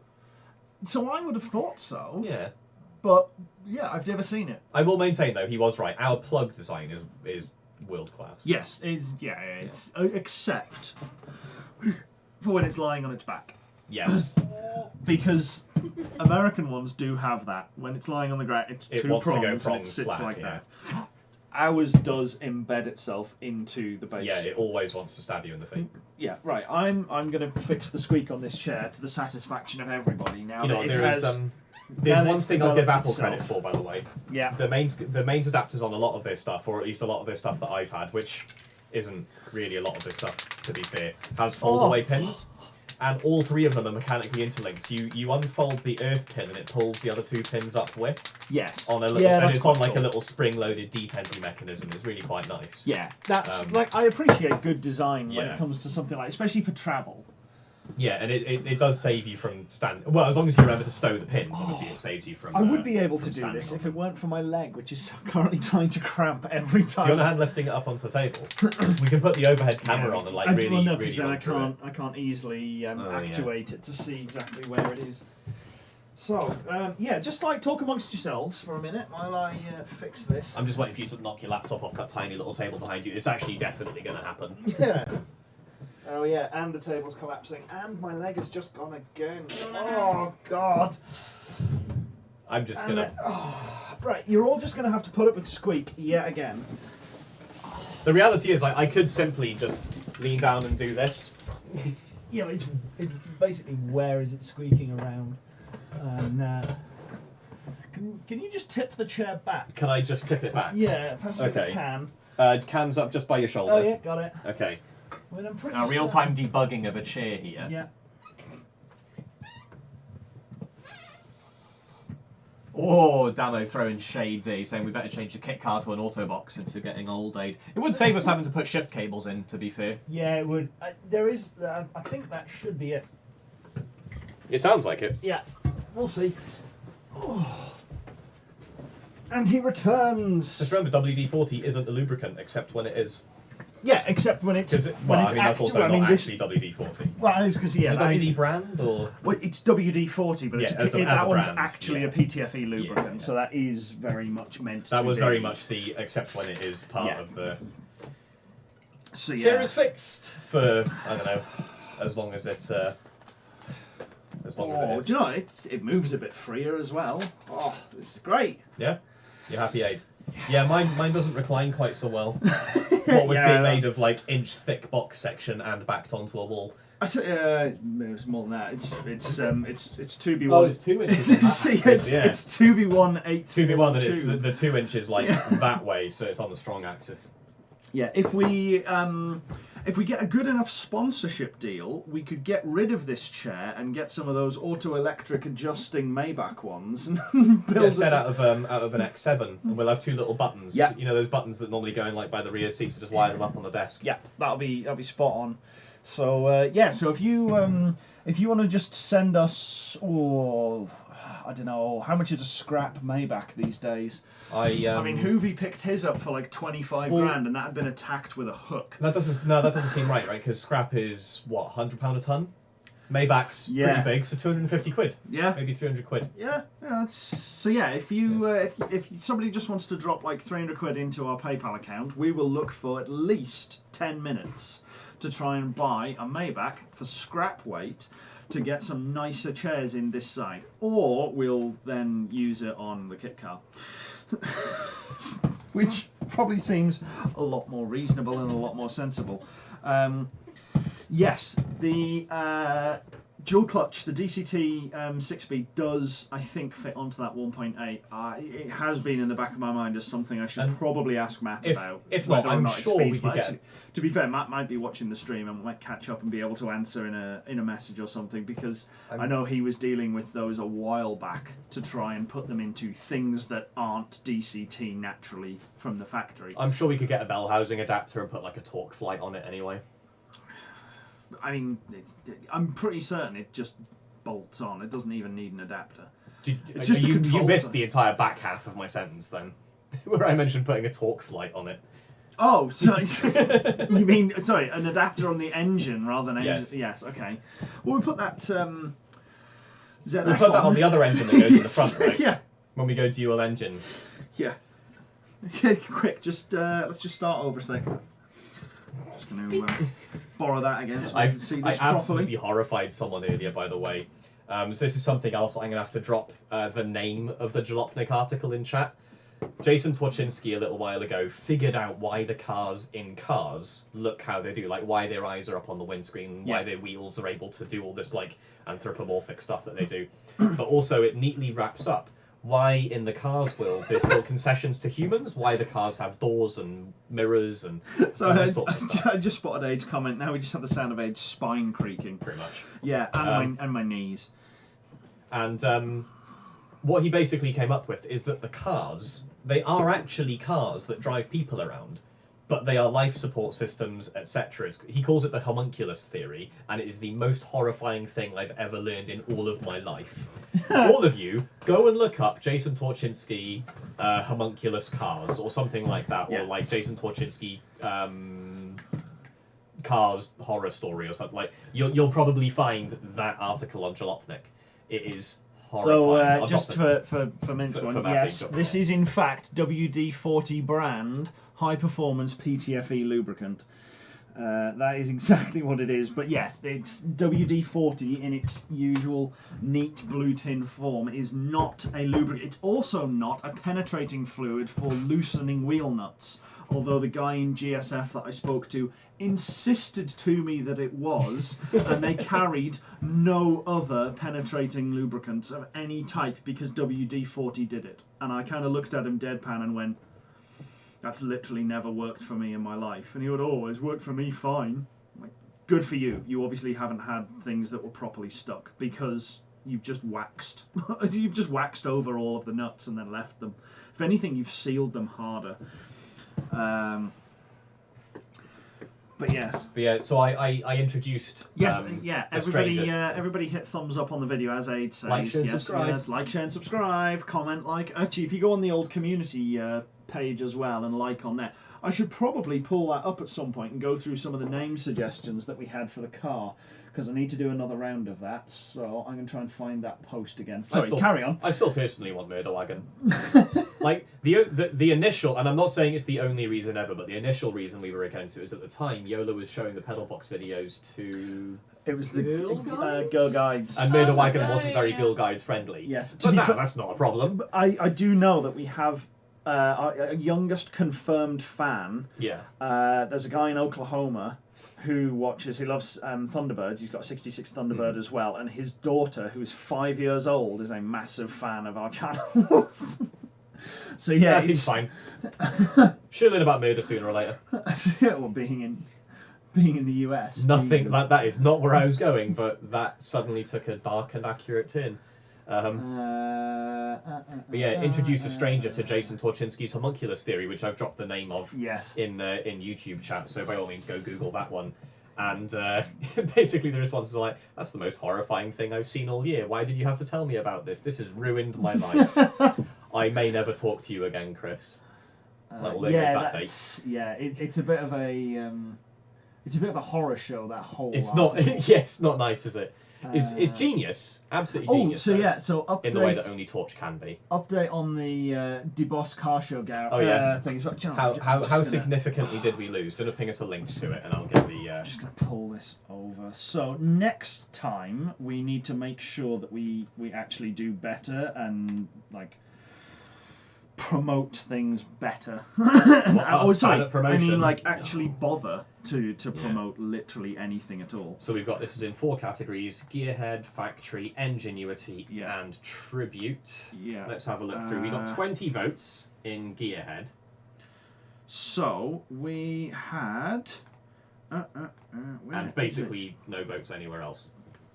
Yeah, so there was a couple of ideas that we we hadn't really been taking them too seriously, but because it's an A3, I mean, it's not really an A3 anymore, it's a TT, but because it was an A3 and a Caterham 7, the closest thing I came up with to start with was Threven, which it's not bad. I can see what it's doing. I'm not in love with it, yeah. The other one that eventually came up with was Scavenger, which was very popular in the first poll. Yeah. It beat out Threven 3-1. But then other ones in the comments, Sieben I particularly liked because that's German for 7. So it's 7 with German. But I was like, that's smart. I like that. Scavenger was quite good. The PBGTT was another one from Joe Ballistic. The problem PBGTT has is PB aren't exactly like performance numbers. Yeah. Sorry, performance letters. You want S's and T's and X's and R's and stuff. Yeah, our name has none of those. Aid, who's presumably still watching, thanks Aid, suggested Steven. Stephen! Stephen with a PH. Steven, yeah, Stephen with a PH. P-H-T-E-V-E-N. Yeah, perfect. Somebody else suggested the Bitzer. Frankenstein seems pretty appropriate. Two Bugs and a Back. I really liked his one suggested, which was the Aldi TT. Which honestly, I read that the first time and I cracked up. To be fair, a lot of tools are from Aldi. Yeah, because like a bunch of our tools are genuinely from Aldi. But yeah, the Aldi TT, I was like, that is gold. So yeah, can I do some minor doxing of us as well for an extra punchline? Yeah. No, let's not. Okay. So then we put up another poll with a couple of those suggestions in, with Scavenger, Threven, Seaburn, GTT, so GT-T or G-TT either way, or the T7 or the 7-TT. So that had Scavenger still won out on that massively with almost 40% of the vote, followed by the GTT in some version, and then Threven, 7T, and Seaburn was after that. So yeah, we're getting. Oh yeah, then somebody suggested just calling it the pedal car. It's like, why didn't I think of that? And I was genuinely disappointed with myself. So yeah, the top two comedy names like. Potentially the nickname that this might be known by, if not Murder Wagon, will either be the pedal car or the Aldi TT, because damn. We could go a little bit so Jaguar much on it. So you know how they did the Project 7? Emmy's one, Vag Gone Wild. I got nothing. Oh, okay, Emmy, you need to go and add that onto one of the two threads in the community post. A, because community post engagement is just hacks incarnate, because they broke the recommendation algorithm with that. And ingenuity is that's a difficult one to say. No, I think that Matthew was asking about the categories. From the okay, boss right. T-shirt Yeah, okay, that makes more sense. I was going to say like. I get it, I like it, I don't like to say it. So you know how Jaguar did the F-Type Project 7? Yes. We are... I mean, we're now many other things besides. Originally we're kind of Lotus 7, the Audi A3, hence Threven. Yeah. What if we just took a leaf out of their book and went for like the product of 3 and 7 mathematically? 21. And just call ourselves Project 21. It's a little dry, but it doesn't like it sounds. I mean, it's got a nice sort of sound to it. That would be a much. It does imply better, we've also built 20 other cars, which yes. obviously is really good. Yeah, I mean, it almost feels like we have with the iterations we've gone through at times. But yeah, the what was the WD-40 brand gas axe? Is that just holding a lighter in front of a can of WD-40 and just spraying till it's melting liquid? Everything out? Yeah. Yeah. But yeah, so if you're like, comment on the comments to this video, comment on the community posts, like the community posts, vote in the polls, do all of those good things whilst we're just chatting in the background. Massive bonus there. And I do need to put up another community post with kind of selections of names and things like that. We did also do another one which was kind of what do you want to see a bit more of on the channel, and kind of do a run through on things. My luxurious mane, obviously. Yeah, obviously. And one of those, so it was like, what's happening? It was basically a status update on things, either the Thunderbird, the Golf engine, or kind of some of the plans for the kit car bodywork, which we did do an update on the kit car bodywork, how it was changing from being fiberglass or some sort of composite material to being steel, with a little bit of alley in some places, but we can't weld alley at the moment, so it's just that. The lighter WD-40 can is what you used to do a nest delete. Yeah, the wasp nest delete. Yeah. I was telling Amy about that again on Vice Grip. I definitely, you can't Project 21. Where are the previous 20? It's the same place as the other 358 Xboxes. Yes, exactly. Yeah. Yeah, Vice Grip Garage, he's pulled a few cars out of a few places, and a few of them have had really, like, not just little, like, yellow jackets, as they call them, like we get in the UK, hornet nests in there, like mud daubers and all sorts of stuff, and he's going, I need to going to have to do a wasp delete, and then he just walks in from the side of frame on a hard cut with a can of brake cleaner and a lighter, and just flames these paper nests. You're like, oh yeah, there's more in there. There they are. Yeah, they're flying out. Yeah, wasp deleting. I mean, you can use WD-40 to do a wasp delete. They definitely don't like being covered in WD-40. I've taken a couple of wasps down that bugged me in the garage enough with a bit of brake clean and a bit of WD-40. I don't pay them. I give them no quarter, basically. PedalBox does not condone. PedalBox does not condone animal cruelty. Wasps aren't at animals, all. they don't count. However, wasps are a menace. People are not allergic to rabbits or badgers or Except for deer. Well, I mean, not from being bitten. Well, yeah, I guess to an extent. But they don't come into your home and your garage and attack you. You're more likely to make them run away. I felt really bad a little while ago because someone actually informed me.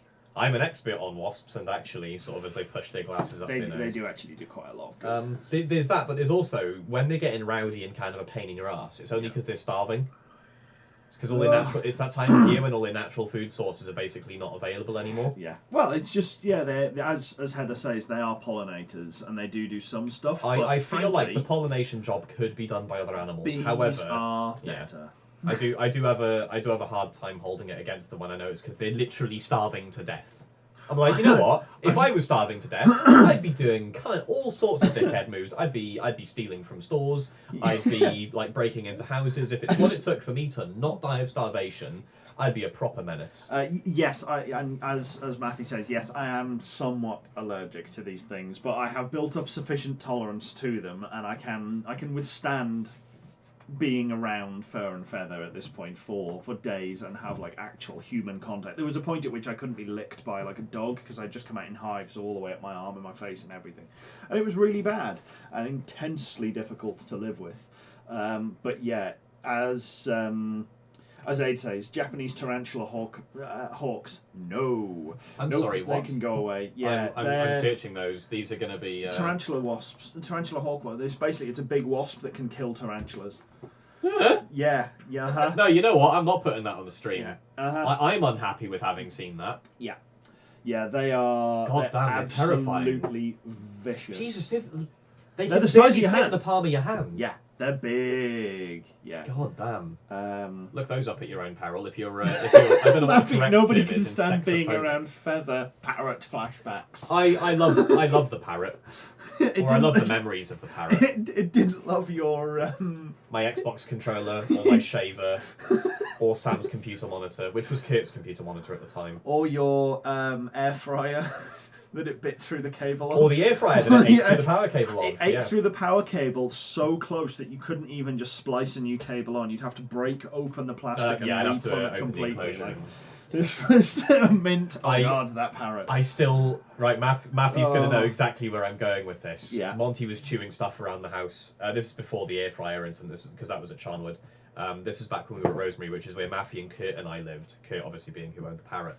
And Monty had been biting through some like power cable or a speaker cable or something. And Matthew and I were joking about how sooner or later we were going to end up with some fried bird in the house. And oh God! No, I realise this is probably one of those things. It was funnier to be there than it is as a story to retell. So I apologise, but I'm committed now. And we just go fried bird, fried bird, fried bird, fried bird. We've fucked off to KFC. Oh, amazing! That's spectacular. But yeah, I miss the parrot. Yeah, well, so we ended up at one point Yes. with a parrot on... Actually, no, it wasn't on the roof of the house. If it was on the roof of the house, it would have been much easier. But we ended up with a golden macaw in the tree at the end of our drive, right up in the top. And they can't fly down and land particularly well. And his owners lived in Tilehurst, which is about 2 miles from us, mile and a half, something like that. And it got out, flown away, and they tracked it all the way down. This was actually Easter weekend 2 years ago, because it was the same weekend that we pulled Maffey's engine out of his gearbox. Well, it was out of his gearbox. Out of the. Actually, no, it must have been after Easter, because Easter weekend was when we did the shell casings. We did the bearing shells in the bottom end in the rain, or you did it in the rain. Was that 2 years ago? Yeah. I thought that was 3. God damn. Yeah. I think it was 3 years ago. Oh, it was 3 years. 2018, I was at first. Oh, okay. Damn. And later on in the summer, we pulled the engine and everything because I hadn't solved that it. was the day that Matthew and Heather discovered Sassy Angry Chris. Yeah. I discovered Sassy Angry Chris. But yeah, so I dropped Maffey back home after basically because he arrived in his car and we dismantled it, so he couldn't drive home. So I dropped him back down to his place. There was 2 people looking at a tree at like midnight, which was a bit weird, just up the road from us. And I came back and they were still there sitting on the floor. I was like, it's a bit odd. And I woke up the next day, having had a late night the night before. Woke up at 10 o'clock. I'd seen someone walk up our drive. Yeah. I was like, what the hell is this going on? Yeah. And it turns out that this parrot had moved slowly down our road and was now in the tree outside our house. And on top of that, we now had one of the owners of this parrot on the roof of our house above Chris's room, to be fair, trying to call this parrot down. This was consensual. We had got the ladder. Yeah, and like and it was they hadn't just like climbed the house. Yeah, it was our ladder, As and funny we as had to that get would it be. out and help them like get up there. But yeah, so we put this ladder up, and they'd already been out, essentially sleeping on the street underneath whatever tree the parrot was in for I think 2 nights at that point. And then they came to our house, and they were kind of taken aback because we sort of fed them and had drinks and obviously loos and all the rest of it. So they had all the amenities, and they were no, we're going to wait outside. We've got sleeping bags and things to make sure that we know when Jay wakes up, and then we can track him and try and coax him down. All the usual stuff. It's like, okay, cool. Here are some lawn chairs to sit in. This is, this will be more comfortable than the floor. Here's a blanket, and here's a tarp in case it rains. And here's a 20-meter extension cable so that you can charge your phones and charge your battery packs and everything else, so that you can do this. Oh, and here's some water. And while I'm here, here's a key to the house just in case you urgently need to get in for something and can't wake any of us up. And they're like, are you sure? I'm like, yes. This just seems perfectly reasonable.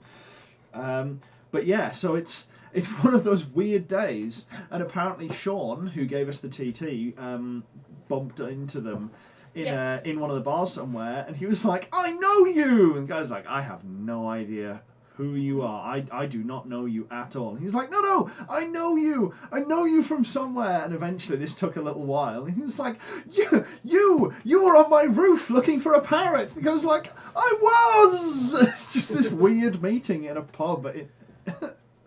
No. So the best part of that is though, Sean thought he was your friend. Yes. Was he? Yeah, Sean. Well, to be fair, when I came home, I thought the guy was Sean's friend, and I was like, Right. oh, Sean must have just invited someone over after work. Like, this is cool. And then I spotted his other half on the roof and was like, okay, this is stranger. Nothing quite as strange as being greeted from the tree as I walked to get my car out in the morning. Oh yeah. The car with the tree going, hello. Yes, that was so they were sat on the roof to get up high. It was kind of diagonally across to where the tree is, and then from there, this parrot was sat in the top, just saying hello to everybody that walked by. Facebook made me show up the other day. It's like Monty the parrot. Honestly, I love Monty. In the middle of a quiet moment in the house, looked Kurt dead in the eye and said, "Quack quack."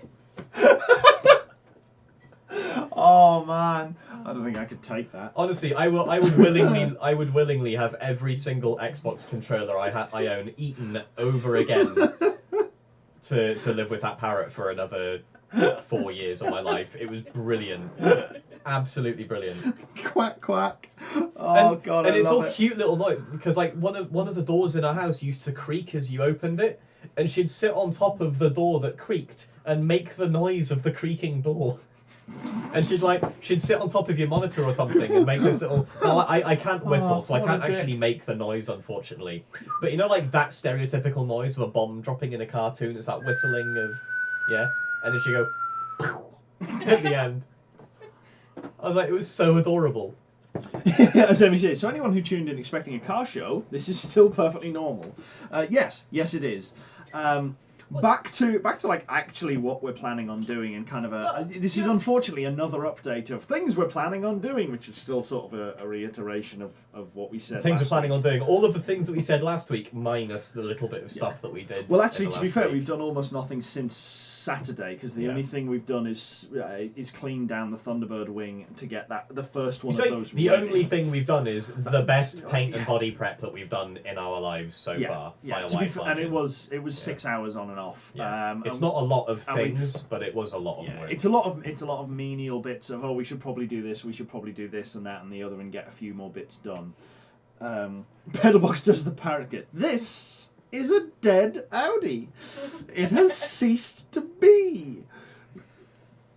But yeah, so that's done. The seatbelt harnesses. We're only doing 4-point harnesses, not 5, because I actually don't know. Well, the seats that we have at the moment aren't necessarily compatible with a 5-point harness, because I don't think the angles for the between the leg strap would be right for a start. Yeah, doesn't it? So they've got to go down, and it's like it's a 20-degree angle from vertical forwards or backwards for the harness. So it's a tricky one to do, and again, that's to allow for the seats to move if they really, really have to.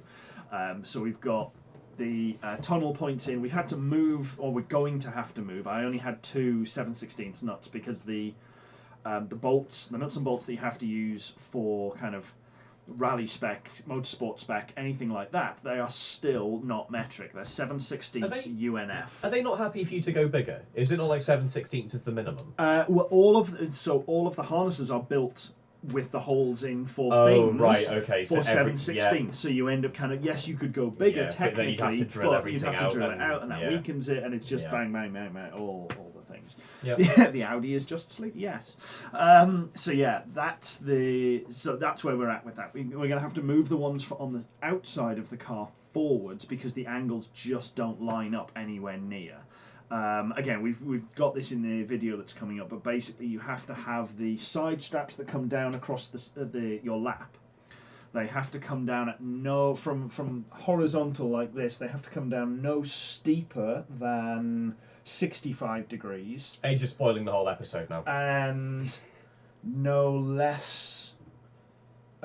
shallower than 45 degrees, which is basically the problem that we came to.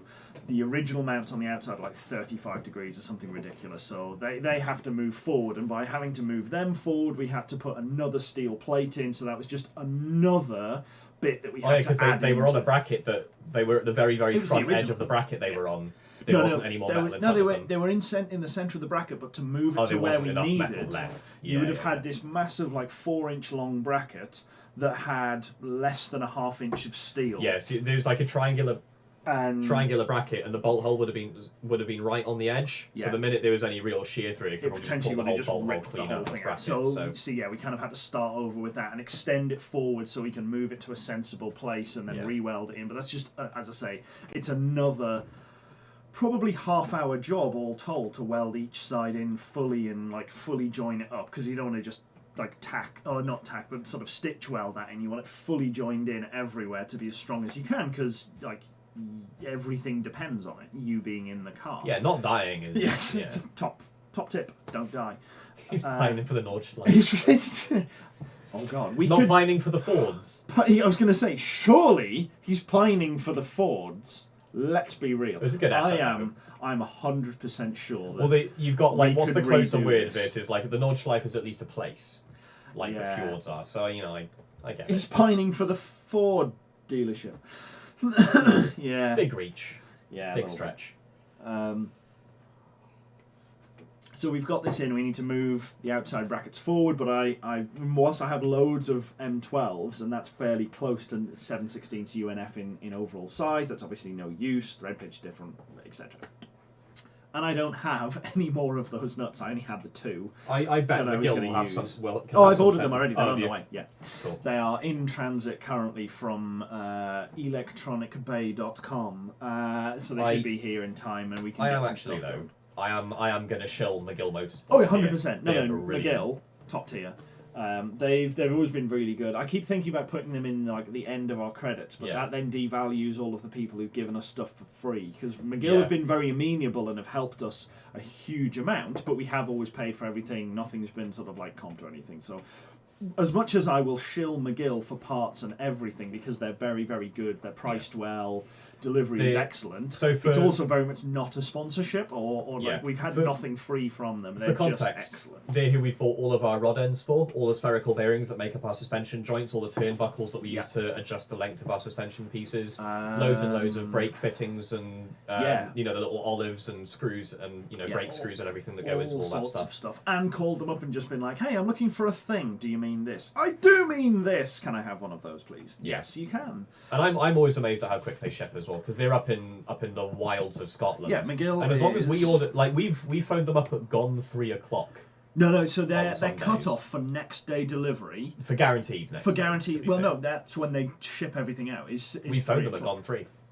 Really? Only like once or twice or something. I was going to say, but that's because their stuff gets collected at 4 and they have to prep all the orders, or 3:30 I think it is. But actually. they've bailed us out a couple of times. And we've called them at 3 o'clock on a Friday afternoon and gone, "Hi, I know it says 3 o'clock on your website, but we kind of forgot to order something and we need it tomorrow." And they just go, "Okay, well, it'll be a special delivery for a Saturday. Are you happy to pay?" Absolutely fine. But they do always more get than it done. happy to pay whatever it takes to get us out of this problem.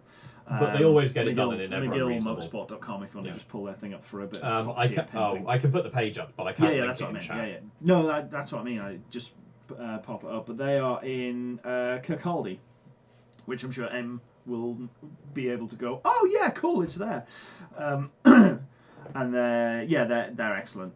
They've always, every single time, bailed us out on the, "Oh, we forgot to order this, it's Friday afternoon, could you ship it to us for Saturday morning, please, expedited delivery?" And they always go, "Yes, you're in luck, it's fine, it's there, we'll sort it, it'll be this much." And we've spent a lot of time in this portion of the site. Yeah.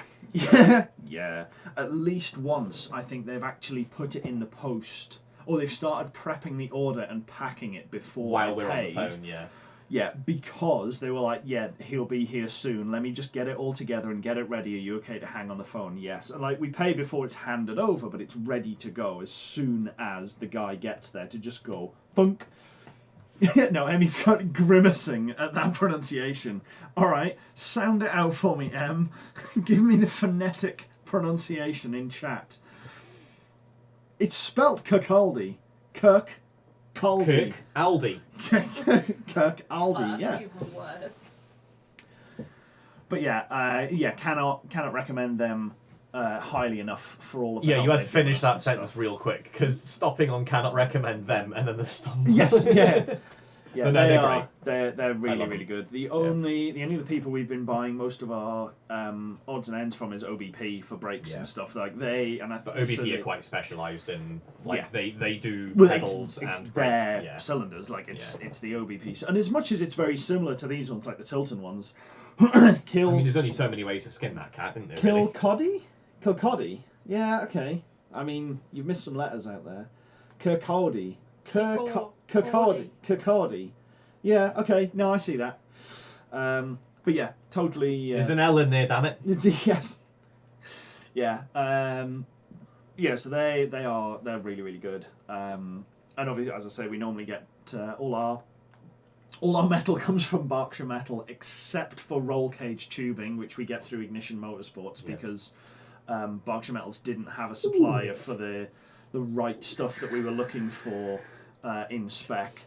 And some stuff, like that 2x1 tube that I made that out of, I actually got a massive pile of that off Facebook Marketplace for basically nothing for what it was. I paid less than scrap value for that, I'm almost certain. Racing seats are expensive. Yeah, racing seat, really, really expensive. Thanks, Vix. 0 out of 10 for pronunciation. Savage. Something to get that. An attempt was made. An attempt was made. Yeah, give me that terrible orange star, like the yellow star. You can cover that if you want yellow. Yeah, that's a hell of a thing for all of. Yeah, basically everything we built the rotisserie out of came off Facebook Marketplace for some horrifically dirt cheap. Can you not just use the seat from a gamer chair? Well, you say that like you'd think that this might be a gamer chair, but no, this is in fact. Oh, you can't see because my ass is still in the way of it. That's an actual Recaro. Well, to be fair, I think Recaro make gaming chairs now, so that doesn't really mean a lot. Yeah. Well, we're pretty certain that. Oh, there goes the Benchy. There's Benchy. Yeah, we're pretty certain that this one is out of a Mark IV Golf or similar, or VW of some flavour. Yeah. Anyway, I could That be is wrong. an but actual car but this seat is that we an built a frame up. Yeah, this is an actual genuine Recaro with lumbar support and everything, and I then thrown it onto a knackered. My favourite thing about frame. it. Sorry, if you stand up 1 second. Yeah. Right. Hang on, I I'll need put to this- demonstrate the ultimate proof that this is a real seat from presumably from a 2 or 3 door car. Oh fuck! Sorry. Please just take my bowling knees aid out. over. Yeah, this is the best. Yeah, it's definitely from a 3-door because it folds forward at the back to allow getting into the back of set. You mean Berkshire, then?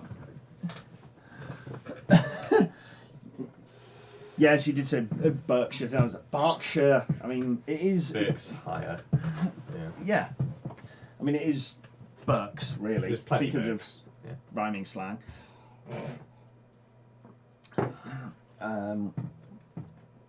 But yeah, so that's the that's where that's. What was I saying we were up to? Yeah, so we've been fitting the tunnel onto the kit car and getting that sorted, because once all of the stuff in the tunnel is done, we can then fit all of the brake pipes, the fuel pipes back on, and everything else that we literally just fit. They all had to come off again, so they can go back on, which would be really nice. Get all of those bits painted up. Probably try and put some masking tape over them so they don't continually just get painted up. Try and clean them down a bit, because we need to clean the loom as well and all sorts. So we get those bits sorted, which would be nice. And then we can start building the car again, which would be even better. Start pulling it down off the rotisserie once we've got. I'm trying to decide whether I need to put some additional floor mounts in the back where the engine is, so we can do that, or whether there's a different way we can mount the the engine sort of floor cover section to make that fit. But really, unfortunately, we need to put the engine in so we can work out where it would need to be, so that then we can mount the floor and weld the floor, and it just becomes this catch-22 unless we build the car, strip the car again, put it back on the rotisserie, flip it over, and these things might be a case of put the engine in, take the engine out. Wow. Yeah, that would be a wrecking shot if you start bringing up non-distillery. I can do a lot of the distilleries, but outside of that, Vix cannot pronounce pistachio. Yeah. So I need to confess to my mispronunciation. I only did this once, and I immediately lived to regret it. I called Bewley Bolio the first time. This is when I just moved to Blackfield. To be fair, that's closer to the original French. And it than makes sense when you No, look at how when it's you spelled. look at how it's spelled, it's exactly how it's spelled. It is Bolio. Yeah. Or Beaulieu, depending on Yeah. The original French would be Beaulieu, Beaulieu. which means beautiful place. I think you'll find it means I surrender. cheese eating surrender we monkeys. We have French SD1 fans. We have a French SD1 fan. Yes, we do. Yes. I always feel bad because I never know if Google Translate is doing a good job on the to and fro. I don't know if it translates him to what I'm answering, and I don't know if it translates my answer well. I don't bother. I cheat. I get Yolanda to read what he said and then tell me what to type back. Yola can actually speak French. Yes. Yola watching Taxi, by the way, was brilliant. Really? Yeah. Obviously not the American one because it's garbage. The original one's set in Marseille. Yeah. Just I contend it's a good movie. I'm not sure if It's a good movie. It's just the writing is the dialogue not so hot. It's more. I suspect the subs aren't very good, but I think the subs are in that good spot. They work really well. They're probably inaccurate in terms of literal translations, but they get the tone. Interesting ones the national speed limit in France is 80 kilometers an hour. Yes. But the English so it has the 80 limit sign. Yes. And he says, "Why are you going so fast? It's an 80." But the subtitles say, "Why are you going so fast? It's a 70." Well, that's not even the right conversion to mile an hour. Yeah. If you said 50, I'd be like, okay, that's stupid, but I get it. Yeah, that's an interesting one. So yeah, swing and a miss. There's some really interesting ones. They're good movies, though. By the way, you should watch them. Even the later ones where they got silly. Like I would argue the first is the best. Taxi 4, where it sprouted caterpillar tracks. I did have to suspend some disbelief for that. Just for shiggles. Yeah, it sprouted caterpillar tracks so that it could go race by Ling down a mountain. Guys, they got a cat play. Ludacris was not involved in this film. There is, just for context, it's literally the only two good things I've ever seen to come out of TikTok is a guy writing. Apart from the sea shanties. Okay. One of the three good things. I've not seen those, so I'm going with the only two good things are the two videos of a guy basically mad-libbing the scripts of a Tarantino film and the new Fast and the Furious film. You mean Fast 10, your seatbelt? Fast, yeah. And it starts and like he's just railed a line. Like, okay, we're gonna write script Fast 10. Let's do a Mad Lib. Give me a rapper that was popular in the 90s, like Ja Rule. It goes through. Give me an animal, cat. Give me a mode of transportation, plane, and goes all the way through. And then he runs through like the script, and it's. Do you want to find the link and have you? I haven't been able to find it. Oh no. Oh, of course, because it's on TikTok. It's ephemeral, like it disappears off the face of the internet. Yeah, it just disappears. Yeah, so I'm like, it's too hard to find. But no, if I could find it on YouTube, then I would totally just throw it onto VT Top. In my future, I shall find it for you. But yeah, the other difficulty with understanding the language Check and the tweet having on Discord, subtitles is that I'm sure they do it for ease of read, but also sometimes it just like the sense of what they've said in the native language. Oh, I'm just sorry. Doesn't translate. We've been sent a tweet. Oh God! It's it's that scene from the beginning of Too Fast, Too Furious. Yeah. Well, I mean, it isn't. It's not a skyline, and it's not hitting the nos and jumping over another car. But it is cool. If you want to feel old, the things they were stealing in the first Fast and the Furious movies were VHS players and TV VHS combi units out the back of the semi. TVs. Yeah, that's the expensive electronics that they were pinching. Yeah, that's. So yeah, I'm gonna full screen this video. Yeah, pop it. Yeah, you pop it up through the laptop. So if you remember the riots in I want to say like 2010. There he goes. Hey. I like how they helpfully highlighted the car. Yes. Literally the only thing that's moving, changing, or possibly of interest.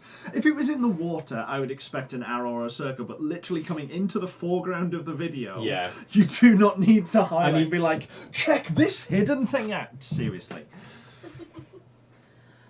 No, like 2010, I think it was, when they had the big riots in London and they kind of spread. Are you going to try and find that TikTok?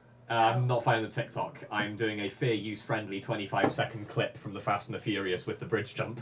Yeah.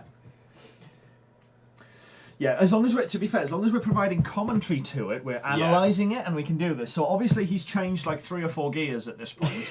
There's no way he would have possibly made that transition onto that bridge going up. Real quick, if I'm just gonna. Oh God, that CGI is bad. The lighting is wrong. He can't physically have overtaken him in midair. You could have. You could. If he's coming up faster behind, speed off the, and you carried enough speed up, and might have changed slightly as the if one slowed down enough and you came through, and you exited afterwards at a higher angle of attack with more velocity, he would drop, and then you would drop. I mean, you both exit on the same angle, but if you're going faster, no, if the bridge is lifting, if the bridge is still lifting, you get an extra little bit of kick potentially. But if you look at the angle, right, if you trace a line from that bridge to where the car is, like bearing in mind, obviously the bridge is still coming up, right? Yeah. How is the car above the level of the tarmac? It's like he was coming off the end and then, right, because this is, presumably he's got some Night Industries 2000 shit in there. He hit the turbo boost, which for some reason didn't make the car go fast, it made the car leap into the air.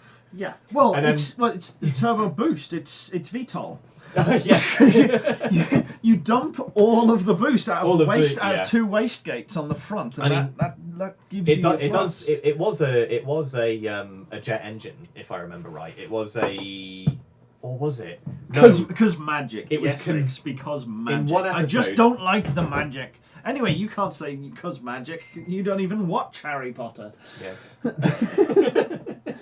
But yeah, so What do you mean? Of course Kit. you're a fan. You've seen all 7 Harry Potters. when Kit got Eight. wrecked Eight. by Goliath, Hmm. Michael was able to convert Kit's engine to a ramjet in the desert, which, let's just ignore the fact that a ramjet needs to be running at basically supersonic speed in order to achieve compression so that the engine can start running. I'll gloss Should over really all have been of a that. pulse jet, but let's semantics So aside. presumably it's some kind of turbine engine that you can remove compressor I stages wouldn't from try or to something like analyse it. It says it's Fast that. and It is Furious. Fast and Furious. No, yeah. we have to analyse it for fair use. Otherwise, we're not allowed to. We're show not clip. allowed to. Yeah, we're not allowed. We have to Um, provide commentary on it for fair use. Yeah. Shall we swap that? Yeah, drop Well, back. Yeah, I'm just. But yeah, so as back. he. Oh, here's something else that I wanted to show. Actually, this isn't relevant. I'm just going to put this on the screen. Feel free to talk about other. That is very. Is that an exhaust? It is an exhaust. Oh, that one. Yeah. Yeah, it's very pretty. But my God, it's a bit pointless. A little bit. I mean, if you really want, I Muffles mean, the sound. you're just adding weight. Oh no, because the back box is what muffles the sound. I mean, Yeah. it has two silencers wedged up in there. Yeah. Like it comes through, splits off into two silencers, mufflers, whatever you want to call them, for your side of the pond may differ, and then they spiral round inside one another and do weird stuff. It's very pretty. It's an Yeah. ideal thing for a show car, but it's It seems like a lot of fabrication effort to have spent on a Golf. a lot of pointless. Yeah. It gives you You're no. even going to get the nice noise, like even if you've put like a higher powered engine. Well, if it's been tuned acoustically, it could still sound good. It could still Okay. sound Yeah. really, really nice. But you have just added a lot of weight to the back end of your car as well. Sussed it. The you see, the flames that come out their exhaust on Fast and Furious when they hit the Yeah, nos. reaction That was control. basically a rocket thruster. Equal and opposite reaction, baby. Yeah. But yeah, that's the video Oh yeah, let's just. that compositing on that. I mean, I'm not a very good compositor of animations and overlays and things. I will absolutely throw that out there. But by the same token, Fast and the Furious, even the first one was not a low-budget film. I wonder what... Actually, I can probably find out what budget the first Fast and the Furious was, because obviously they've gone mental. It's not going to be much, right? Because it was. I mean, Yeah. it's still more than I can afford, but Like a Ferrari. more than yes. I genuinely Just thought you getting were making that No. joke. Oh, Oh. God. You were so close to perfection there. I said it, and then like within 2 seconds, but you just got there before me. Let's have a look. Oh, man. I'm disappointed in and myself, Furious, I'll be honest. 2001. I'm gonna have hit to me look with up that some Cannonball stats. Countach 12-pipe exhaust now. It was okay. So even though it was the first thing, there was no franchise essentially started behind it. It was still $38 million budget. That's not low budget. I mean, even in the grand scheme of Hollywood, which is absolutely hilarious, if you're making a low budget film, low budget is anything under $1 million. Yeah. Like, so it was my not idea, low budget. my idea of a low budget film is something that's in 4 or low 5 digits rather than This is. 8. I feel like this is the exhaust that But by Dano this, was talking about. so many pipes for days. Of course, it's in Florida. Florida man. To be fair, while we're talking about Countach's and mods, an excellent mod is still Hoovie's Countach. So you'll need to find Hoovie's garage. In fact, I can give you a timestamp of when he was doing it, and I'm not going to spoil it for all the nice people. I'll just wait for you to send me the link. Yeah, I'll send you the link. I'll find you a timestamp anyway. That is a lot of exhaust. It bugs me that they're not perfectly lined up. I feel like if you're going to put 12 exhausts on your Lamborghini, put them in a straight line, for God's sake. It's not that one. It's the Just run a little metal bracket across them, a little piece of angle or something to. Yeah. Oh, but it's something actually simple they that mention would it in the opening scene. So if you look for everything broken, so if you go just search for Hoovie's Garage Countach, and you want the everything broken on my cheap Lamborghini Countach and Diablo.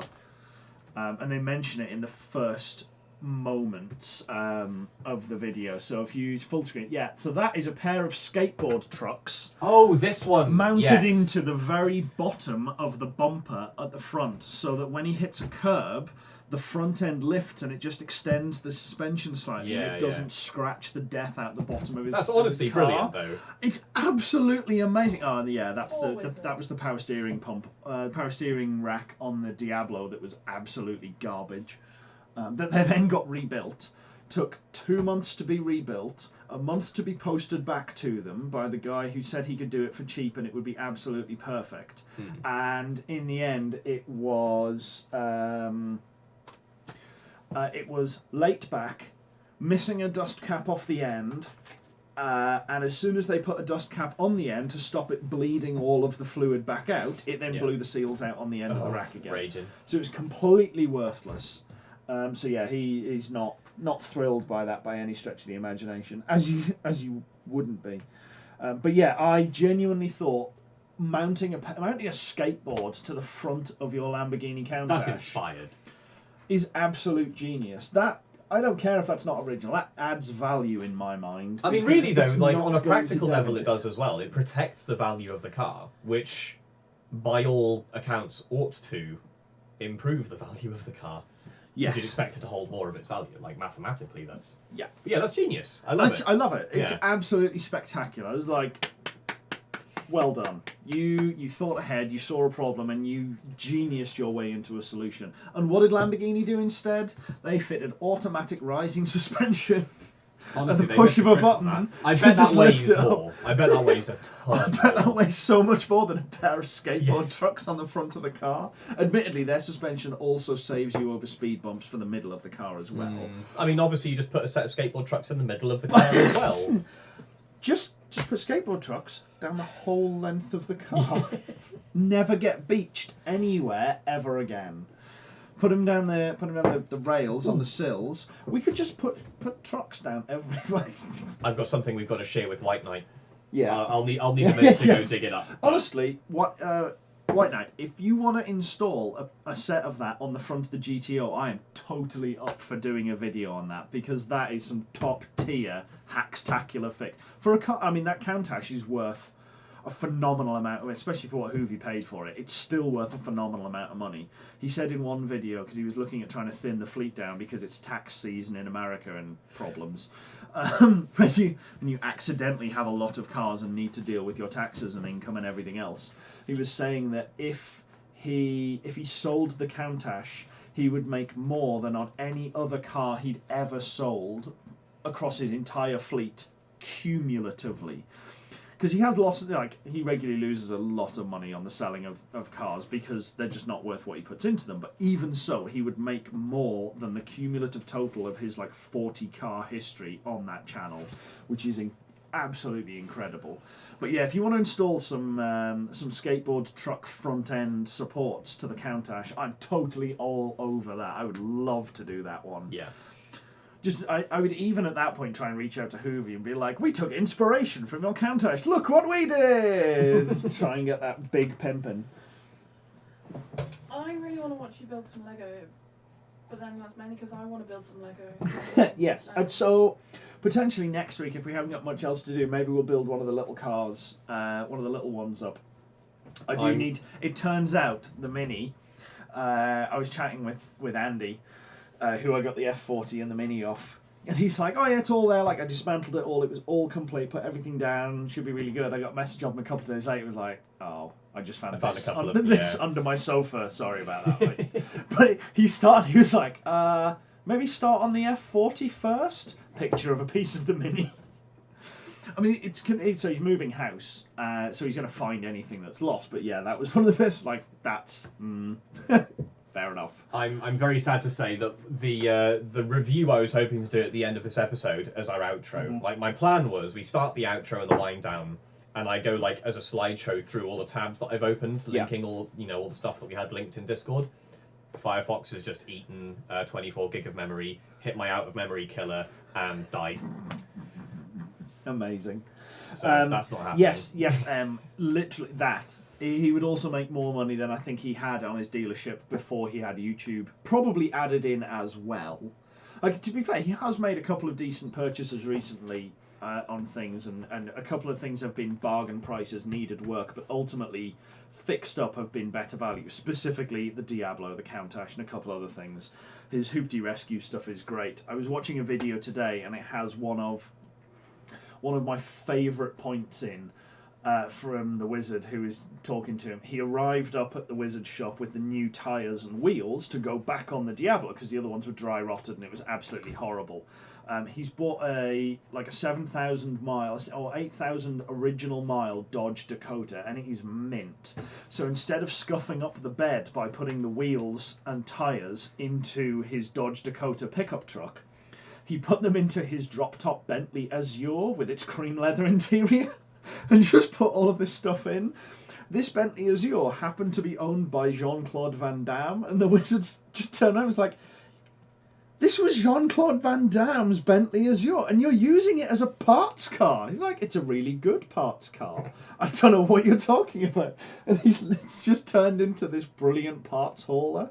So he just loads it up. He took the bumper from his Murcielago to get painted, and he hauled it down to the paint shop in the Bentley Azure. It's literally becoming a parts transporter for high-end cars. It's now done 2 different Lamborghinis, various different parts, like wheels and bumpers. But yeah, it is just the most ridiculous one. Yes, yeah, and as Em says, the Mercy gearbox fix, where they basically drilled a hole through the carbon fibre tub in order to get to the bit that they needed, because they'd just taken everything out, put everything back in, discovered that something was broken, so they did an innocuous little hole to get into an actuator to just go fix it, and then just covered it back up again, and it's all underneath, and it's absolutely fine. Structure, it's still perfect, but even so, you just look at it like, oh god, he's drilling a hole in the chassis of a Lamborghini. Oh my god. I mean, at least it's not one of the manual ones, but even so, that's a first world problem. Is, oh god, I don't want to have to drill a hole in my Lamborghini again. Like, yeah, wow. Not great. But yeah, so that's where the Golf engine still isn't out, obviously. Sorry, getting back onto track that I was on before about the Thunderbird work being done and getting that together, and the paint work, and hauling everybody in to sand the rest of the car down before the summer, is also getting the the kit car, everything back together, or at least the engine back in, so we can do stuff on that. And then we can... I've just thought, actually, maybe if we're really lucky, we'd be able to lower the kit car down onto the lowest level of the rotisserie, crane the engine over the top and hold it in place, measure up, take the engine out without dismounting it. I think the crane does go high enough, especially at full extension. Yeah, I got to be careful doing things like this on the internet, haven't I? But... And then we can tip it over, and we can still get into it relatively easily. That's... Sorry, just like... brain dumping out onto video here. Yeah, that looks... looks really bad. But yeah, so that's... But yeah, once the engine's back in, we can pull the Golf engine out, because A, we need the engine crane to get the engine out of the Golf, obviously. B, we need the space to put the engine in, and the 20 valve is blocking the engine crane in completely. There's no way you can manoeuvre it round in the garage. Or maybe you could fight it. It's not that heavy, you could lift it over. You could probably fight it and lift it round once you take it to pieces and get it out, but you'd only have to put it back in the same place again to get the engine out. It's like the engine has to go somewhere, so whatever. Yeah, so it's still just as much of a chore as you think it would be. Unless we just get half a dozen of us round and we just lift the engine ourselves. Oh, no, yeah. I'm not doing that. We've already discussed my creaky spine. But yeah, like, there is definitely getting closer to everything being put back together. And yeah, I know, I say that every single stream. Hopefully we actually mean it this time, and I'm going to buy the bits for the Thunderbird this week. You notice how I said I was going to do that on Saturday? Didn't do it. I feel like our stream updates are less people coming along to see what's about to happen on the channel, because they know what the answer is. Yes. The answer is as much as 2 people can do in one weekend and around day jobs. Absolutely, yeah, right? yeah. It's not a lot. Yeah. People are here to hang out and be stupid. Oh, I hope so. But like, it's nice to vaguely keep up a pretense of it being a bit of tie it in a little bit to what we normally do. A little bit. It is almost turning into happy hour. Yeah. Which is like really no bad thing. There's only so productive that two people can be. Yeah. Like. But yes, so hopefully we'll also get onto some Lego funsies at some point as well.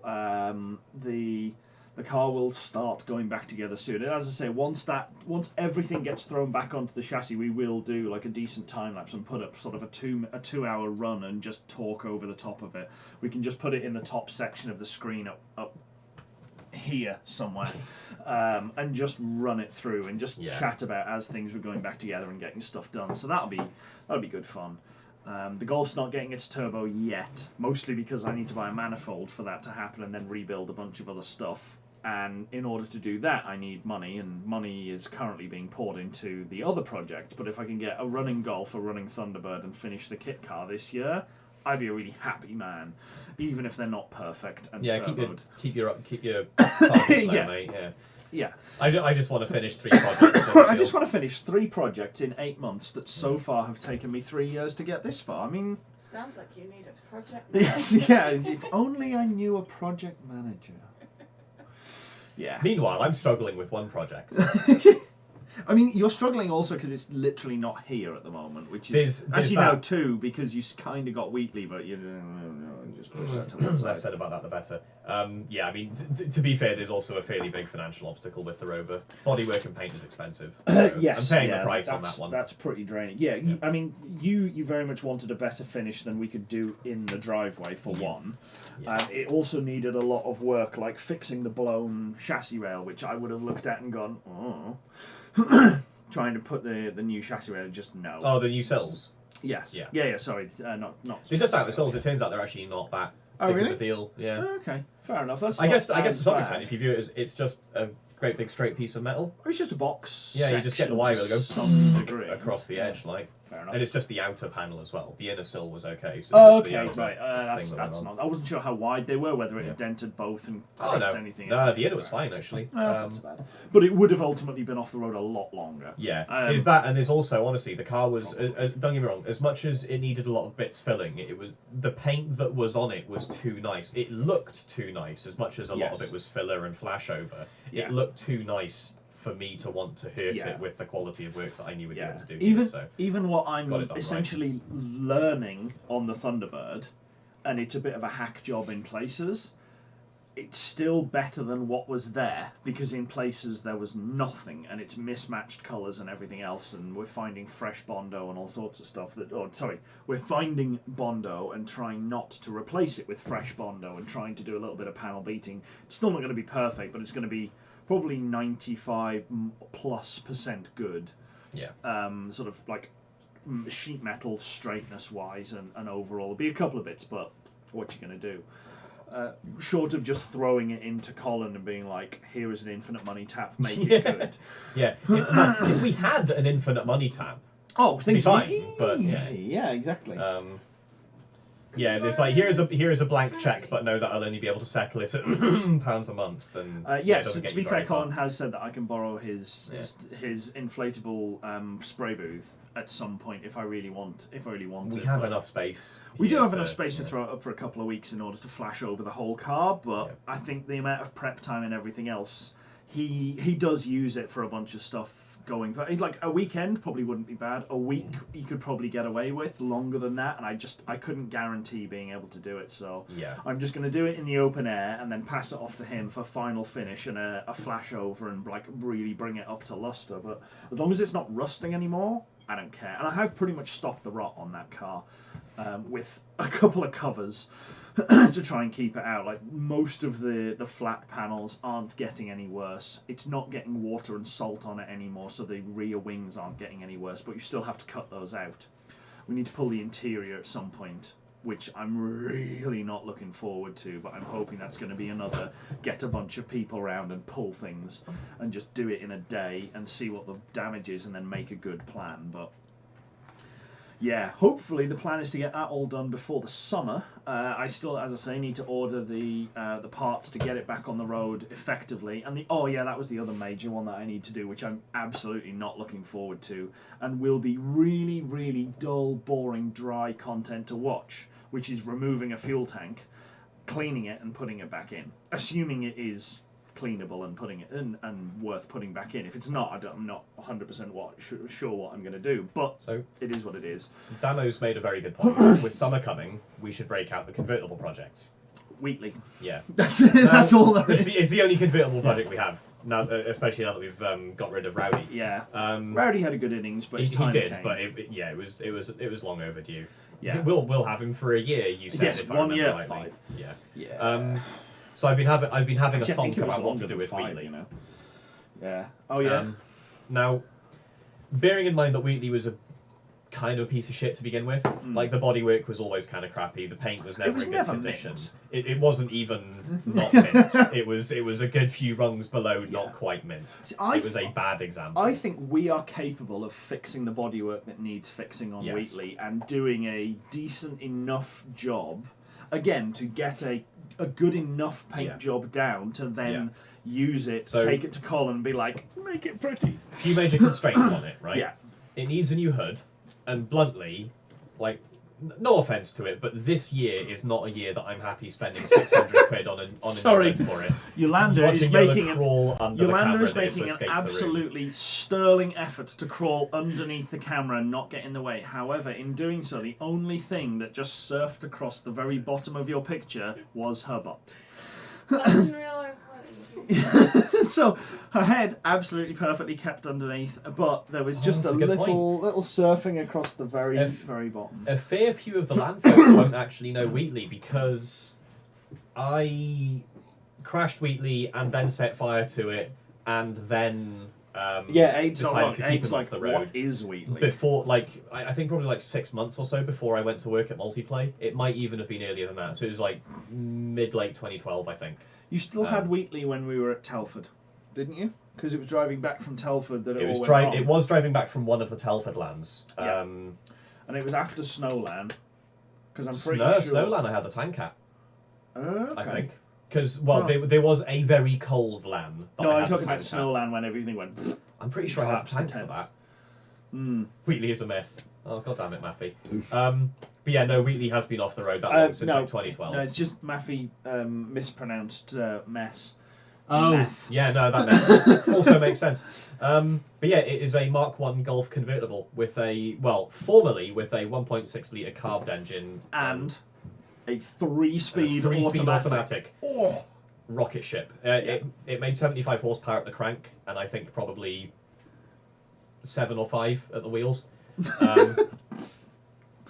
And if you gave it a long enough, straight enough road, it would eventually do 100 mile an hour, but it would sound horrible because the roof was misaligned and had loads of wind noise. So anyway, it needs a new roof because it's knackered. Upside, I know a good upholsterer from when we had Rowdy's window done. Now this feeds into another part of where my brain's going with it. Now, Wheatley was always kind of garbage. It was never like a very good example. Like, all of the metal and all of the paint is bad. Yeah. This is not a mint car that has deteriorated and should go back to being a mint car. Yes, yeah, therefore, so there is a bit of me thinking, what if it just goes roofless? We take the roof off completely, Make it into a roadster. make it into an actual roadster. Yeah. Yeah. The trade-off is, of course, sooner or later it's going to get rained on. And if it gets rained on with a proper big, like, squishy foam fabric interior, like a normal interior, it'll go mouldy. Yeah. Even as a roadster, Oh, yeah. like, the water will permeate into it and it'll get mouldy. So it will need long enough, straight enough. That's for you, White Knight. Like, it'll go mouldy. So, like, obviously it would need some interior work. Carpets taking out. Yes. Seats replaced with something Buckets. water resistant, maybe buckets. Something buckety. And now it hasn't got an engine, Now, the whole reason it came off the road originally, yeah, it does pretty much need a whole new car where the car should be. The reason I took it off the road originally wasn't because I crashed it and smashed it it's partly not up. actually that bad. Like the front wings are definitely toast around the edges. I suspect if we take that cover off, it will not look. I've poked underneath. It's not actually too bad. Fair enough. Fair enough. It's mostly still there. As I said, this is why I'm like it's totally rebuildable. Oh no, it's by absolutely us. salvageable. Like my No, by us. Yeah. Critically. Yeah. We are. So like my brother and my dad and my mum are all like, "Oh, just get rid of it. Just send like Put it out either to give pasture. give it to someone who needs it for parts or Yeah. who wants to rebuild it." I'm like, Yeah. "No, I owe it. I need Yeah. to, even if not restore it to the condition that it was never in when I had it. I need to do something with it. I need to get it back on the road." But like, so yeah, the reason I took it off the road wasn't because I crashed it and caved in the whole rear quarter panel. I'll see if I can dig out a photo of that to pop on in a minute. It'll take some digging. Yeah, it wasn't because I crashed it on the way home from LAN, ripped the rear bumper off, and caved in the rear three-quarter panel and distorted the boot jaw. That wasn't it. It was because one day I swapped a GTI camshaft that I got off eBay into it to get a bit more breathing and a bit more reviness out of it. Because being a 3-speed auto, the only way you get any power out of it is by kickdown and So like revving the knackers off it, right? So rev hard. if it breathes good at high RPM, which the GTI camshaft does, you get a lot more out of it. So, but the problem is I put a new rubber gasket in over the valve cover, and I over-tightened the valve cover. And, well, at least I assume this to be the problem. And I think what happens is I over-tightened the valve cover, Unproven, but tweaked likely. the gasket, Yeah. and it from that day on, it always smoked really, really badly. And I reckon what was happening is oil was just leaking out the back of the valve cover. Yeah. Hit And the, exhaust, burn off. Yeah. Now, it's not a cross-flow engine. The carburetor, like the intake and exhaust, are both on the back of the engine. Oh, yeah. The front of the engine's basically naked. And I reckon oil was running down over the intake manifold, falling onto the exhaust manifold, and basically cooking off. And when you're driving, it's okay, because lots of fresh air is coming in. Nothing gets hot enough to catch fire. Yeah. And one day you drive through the McDonald's drive-through, And then it catches fire. and it catches fire in the drive-through. And you get out of the car and you tap on the window of the drive-through. Can you please very, very quickly get me a cup of water? Because my car's on fire. You have your mate who's in the car pop the bonnet. You pour the water over the fire. Everything goes out. Everything's fine. And then, bless them, McDonald's staff, presumably a little bit worried about their own safety and whatnot. And the Guy fire comes charging in out there. with the... Yeah. Well, the fire that no longer exists. The Yes, fire is dealt with at the this point. reported fire in their drive-through. One of the McDonald's lads comes out, understandably kind of concerned. And I don't argue at the time because I have no idea I have no idea what was going to happen after. And he sprays this ABC powder fire extinguisher all up in the engine bay. A bunch of you already heard this. I'm sorry if this is a repeat for you. So the engine bay now is full of ABC fire extinguisher powder, which in my mind, great. Some of the powder will have absorbed some of the oil, which is just good to begin with. And it's full of fire extinguisher powder. So if it catches fire again, there's already fire extinguisher powder. Like genius, like galaxy brain thinking going on here. So I get back to work. This is when I worked in a little power equipment company called Gen Power, which is actually where Aid's workshop knows where me and Aid's workshop know each other from. He worked in the workshop there. I roll it back to Gen Power. I pass it back to the guys at the back of the office where they're testing the pressure washers and stuff that they're building. Look, my car caught fire in the McDonald's drive-thru earlier, and the engine bay is now full of this fire extinguisher powder. Next time you guys are building and testing a pressure washer, because you know they've got these big diesel powered pressure washers and stuff that they build, and heated ones, all that sort of good stuff. Can you go to town? Would you mind just the hell out of my engine bay? So they did, and I can't remember exactly what acid that one of the ingredients in this ABC powder turns into. If I remember right, one of the things that it converts when you add it to water, it becomes hydrochloric acid or something else equally horrible. And the entire engine bay, all the plastic, all the rubber, all the metal in it just rotted. Not super badly. It remained runnable and drivable, but it was just crap. Yeah. Like there was the it was intake. poor. Yeah. The plastic air filter housing at the back of the engine was melted Yeah. and droopy and sad looking, and it was just genuinely really bad. I'd never actually questioned why you. Cause, this engine has been exploded in one of our sheds for a couple of years now, and I've never questioned That where engine the air hasn't, intake because I was. yeet it into the landfill at Southampton. Not in for landfill. They have a little scrap bench that you can drop stuff off at. It took some convincing because they thought it was. They thought I was a car dismantler. I'm like, well, strictly speaking, I am. This is out of my car. Yes. But it's my car. Yes, this is a personal disposal, Yeah. not a business disposal. Yeah. They eventually accepted it. So yeah, the engine that's in the shed is the 16 valve engine that I got to replace. Yes, it is. Sorry. That No, Matthew fair remembers from Rosemary from 2013. The end of 2013, I bought that. 8 years. I'm doing really well on this project. Yeah. That's also what I bought the Mega Squirt ECU for in 2014 or 15. See, the upside on this is Yeah. a 20 valve turbo would fit really nicely into that Yeah, because so- they're chassis mount, not subframe mount, which is what the Mark 1 needs. The Mark 2, Mark 3 were Yeah. both subframe mounts for the engines, Yeah. whereas the Mark 1 was hung off the chassis rails, same as the Mark 4 onwards. I would assume, White Knight, that most people typically aren't expecting to fire both water and extinguisher powder at the same fire. Yeah. But also, I feel like it's one of those sort of, if it's really good at putting fires out, that kind of trumps all other requirements Yeah. in a fire extinguisher. Yes, yeah. It just needs to do the thing. Fire is worse. But also, than it doesn't a bit turn of- into a something bit of like rot. it doesn't turn into like a treacly, like napalm, sticky kind of. Not to say napalm's an acid, but it doesn't have like it doesn't turn into this viscous goo that clings to stuff, right? Yes. It's just not something that I want in an engine bay, and I do remember all over the kitchen where engine shouldn't be. I remember the mess it made. Oh, it'll be fairly quick, easy swap. It just fits right in. You're not wrong. It does actually just fit right in. It was an easy swap. I Yeah. just didn't do it. Yeah, pretty much. So I have that 16 valve engine, but it is still an iron block. It's still quite a heavy engine, Yeah. and there's a little bit of me like, well, we've got a K series back in Pembrokeshire. Oh yeah. Now the engine bay in Wheatley needs cutting back and repainting in a bunch of places because of minor fire damage, acid erosion, and general 35 years of mess. We've got a wire wheel and an angle grinder. Yeah. We can just weld in whatever adapters, Yes. put a K series in it. Yeah. I'm like, what if we just put like a TF rear subframe? Well, not a rear subframe, that wouldn't work. but But like whatever puts a K series in the front of like an MGZR or something. Yes. Slam that in the front. Lightweight aluminium engine that revs to the moon. Mm-hmm. 5-speed, better than the old 5 3-speed. speeds available for it. Whatever it is that goes in the TFs and everything. Cable change. Yeah. Like, Instead of get rid of the old rod chain. Well, it's an you didn't automatic, have so rod chains, yeah, I didn't have. It's not I actually mean, it an was issue. nonetheless a rod. Yeah. Oh no, it wasn't. No, sorry, it was a cable. On the Alta it might have been, but if Yeah. it was a manual, it would have been a rod chain. Yeah. 'Cause even the It's Mark- rods. even the It's Mark rods on 2s were Mark rod. 1. The bearings have all gone, so you can't really get first in it because it's slop in the mech. Yeah. But yeah. I mean, Roadster, So bucketed, stripped out interior, aluminium engine. So, in terms of basically hauling it out from down the side of the house Yeah. and going to town, investigating Yes. what it is, Yeah. again, bunch of people, pull it round, barbecue, strip it back, and we just tear into it with... Does it? Like- Oddly enough, Damo, someone has put. So there's a Mark 1 around with the Rover. There is a Mark 1 around Yeah. with the Rover V8 in the front with a very modified firewall driving the rear wheels. There's also a Mark 1 with an R8 4.2. Is it a 4.2? 4.2. In the back with a transaxle powering the rear wheels. That must be snug up against the back seats. I would imagine so. Yeah. Yeah. I don't think. No, actually, I don't think it has back seats anymore.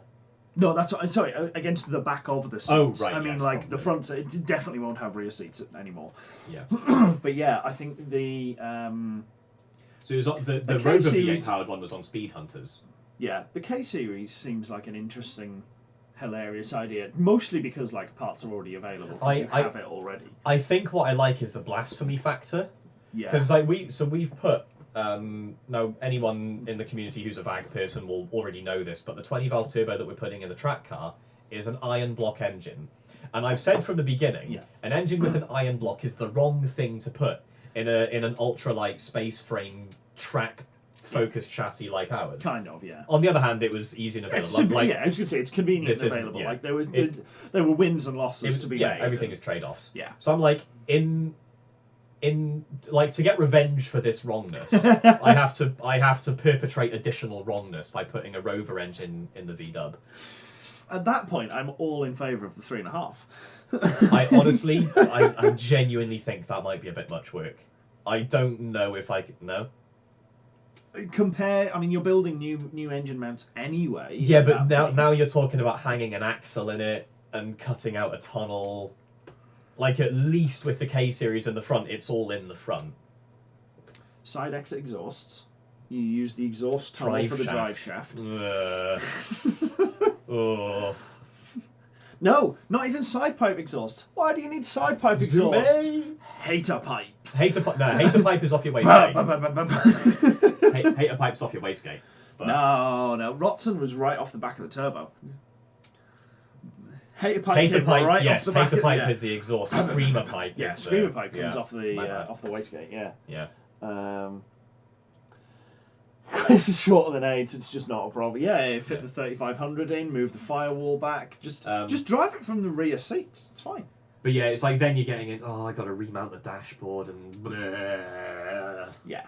No, because I'm looking at the engine bay on this one on Speed Hunters right now, and honestly, the K series seems like a bit of comedy. Yeah. Yeah, I can kind of dig that. So, anyway, it is in fact 11 o'clock. So, and I've only got 14 minutes of battery left on 6% of my laptop battery. Okay, probably not a bad time to wrap it up. The aim is to sign off before his laptop dies. Yes. That's the goal. That would be one of our quicker sign-offs. So thanks very much for watching, everybody. If you haven't already, which I suspect everybody in chat already has, Hey, something horrible's happened. Subscribe to the channel. Go on. We've been sent more stuff in Discord. Well, you might as well load it up for the runoff. We'll do the t-shirt fell down. That seems. I bet that's when I knocked thingy down. Yes. So. Oh, sweet! Firefox recovered. Yeah, follow us on all of the things at PedalBox Show. You can go to shop.pedalbox.show to buy merch like this that I'm actually wearing this time, and like this when I definitely remember to make the item live. Have you also got t-shirt on? No, you've got I'm decimals. repping our buddies at Decimal Tense. Yeah, I'm not sure if Spence is still in chat. If you are, thanks for sticking around for the whole thing. I haven't seen him in a bit, but yes. Here's your stuff, which other people should buy once they've bought our stuff. Yes. Because you can't just wear ours interminably, then you'd look like you never wore the same. You never had any change of clothes, which is. And it's always not too grand. The art drawn by the fine Mr. Jalco, who did my SD1. We also need to try and. He was going to do a concept drawing for the front end. I need to chase him about that at some point. Yeah, he did say he was doing it pro bono though, so I can. Yes. Yeah, no, that's fair. I'm not like. I'm just. It's more curiosity because I still have ideas rattling around in my head, and I want to see what somebody with competency. Can I get the laptop, please? Hang on. And you demonstrating. mugs. We still have mugs mugs for sale as well. We have boxers, and obviously we have long sleeve shirts as well with this logo on, and some grey ones with this logo on too. I do really like. We have some boxes. Yeah, we just have. To be fair, we have 3 boxes. Yeah, we have PedalBox's boxes of the things. That's a long Good interception there. That is the track day compliant long sleeve.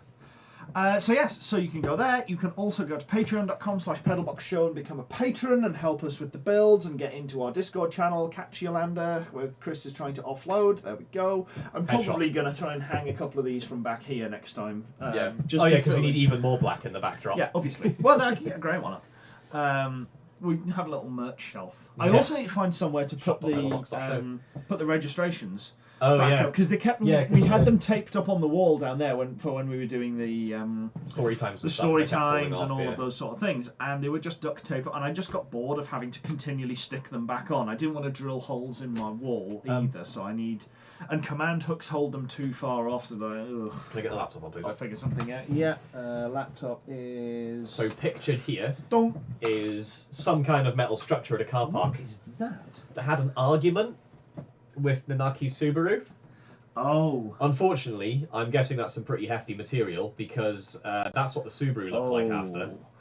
Ooh, that's wow. My deepest condolences. You clipped both doors. F's in chat for the rear door. Both the doors front and the front door is like Bondoable out, and you just like weep a bit. But the rear door. That's not even Bondo. That's just. So F's in chat, please, everybody. F's in chat for the door. Yeah, so if you want to do that, do join us on Discord. We do occasionally just chat misc into there and dump pictures in, and you can see all the pictures in high res that we dumped in tonight to put on chat. We probably end up moving those into a media channel when either I remember to do it or Chris remembers to do it. You can't move messages in Discord. I thought you could shuffle them off into another. I'm sure I've seen somebody do this. Huh. Oh well, just smoking some crack. But for future, we should probably have you like need Sam's gift. Barbie. Crack. What? Is that the one you smoke? Yes. Yeah. So we should probably have a media channel that we can just dump things into easier for like the long haul. Good work, chat. Can confirm the rear door was just replaced. There you go. Called it. So yeah, that's. Yeah, you can join us in there and chat the misc with us, and you'll see updates of bits and pieces that when we go places. Remember going places? In the before times, you mean? Man, going places. What a wild concept. I'm looking forward to going places again. I don't Yeah. know where in particular I'm looking forward to going. Going places is now such an alien idea to me that I don't even know where I want to go apart from the pub. The next, once it's all calmed down and Yeah. the nutcases have gone, made it insane, and it's returned Yeah. back to normal. When I'm looking pubs are forward. quiet, I I'm will looking pub. forward to a normal drink again. That would be nice. And to be fair, the next one for me is Retro Rides. So you remember we did 3 episodes, which were episode 28, 29 and 30 from top of my head. When we went to years ago now. when we went to Retro Rides Gathering at Shelsley Walsh, which was an awesome weekend. Definitely want to go and do that again. I want to drive up the hill this time. Yeah, I want to take so even if it's the Thunderbird, I don't care. Yeah, even if it's the SC one that just kind of goes Eventually, halfway through first gear. Yeah. Wallows its way round. Yeah, I want to do that. It literally won't get out of first as well because it shifts at about 50-55 mile an hour. It will go the whole way up in first. Yeah, I definitely want to do that again. But Retro Rides Weekender is on at Goodwood this year, which is the 29th and 30th of May. And that is not sure how I'm feeling about that. Just about outside. They've got limited numbers and various other things, so they're after the next level of lockdown opening, and they're limited tickets. And it's Goodwood circuit, so it's open air, so it's a little bit. Yeah, it's a good point. You're not indoors, are you? If you're indoors, I'd be still a little bit more cautious about it. Yeah. I mean, there's probably. Why can't you run the Golf there, Damo? It's retro, isn't it? They're 2000. Of course, they're it's retro. His is Mark 5. 6? His is a Mark 5. Yeah. But yeah, so I'd like to do that. I'd like to rig up our little camera that we've got up top for doing like desk cam here. Rig that on something that we can just put onto a headrest and just ratchet strap it on so that we can get in car going up on a couple of things, which would be cool. Or one of the proper 3D printable. Suction mounts or something. Like take a headrest out, put it through a bracket thing, and where you'd have to guess what size people's headrests were. Whereas if you have a clamp, if you want something general purpose, I was so thinking for one of our cars. No. I'm thinking for other people. So if we can convince people to let us do that, that would be cool. And take the big cameras. I'll put another one on that S bend corner that you were on up to the finish. That was a good time. shot. That was a good place to shoot from. You get loads of we made visibility a bunch of good friends there, and people were like, oh, we'll just take you off and drop you off mid. Oh yeah, they drove me up and down. Yeah, they just drove Chris up to a random part of the track and went, this is a really good spot to put a camera. Dropped him off out of the car, and then they continued on. Yeah. They know this left shit. They him know there what's for a going while, so that was cool. And obviously the guys from Retro Rides are really good as well, so we definitely want to get back down there. I think we had some good views and some good people adding on to our stuff. Which would be nice. So we also pick up a few more projects, hopefully to film some stuff there, do some more driveways, builds and things. And what else? So that's one. The next one after that for me, depending on what ends up happening in the US, may or may not be going out to do this rally up the West Coast that we've been trying to do. That, to be fair, I sponsored with my work company. And it had to be postponed and pushed back, and we might not be out of the pandemic enough yet in America to be able to make the bookings for the hotels in July. I feel like America's not going to be out of the pandemic at all. No, America is almost ahead of us in vaccines per head. No. They dropped 100. So Biden's idea was No. 100 million vaccines in 100 days, and they did 100 million first dose vaccines in 58 days. God damn. Like, they are not messing about. They are dumping out vaccines fast. Like, we're still doing well and pushing through, but we're on second dose round now, so our percentage of population is slowing down because second doses are starting to lift up. As of April 14th, the states that have vaccinated most are still under 30%. Okay. Almost all of them are between 20 and 30%, basically. That's the scale on this chart. But you're still talking about Yeah.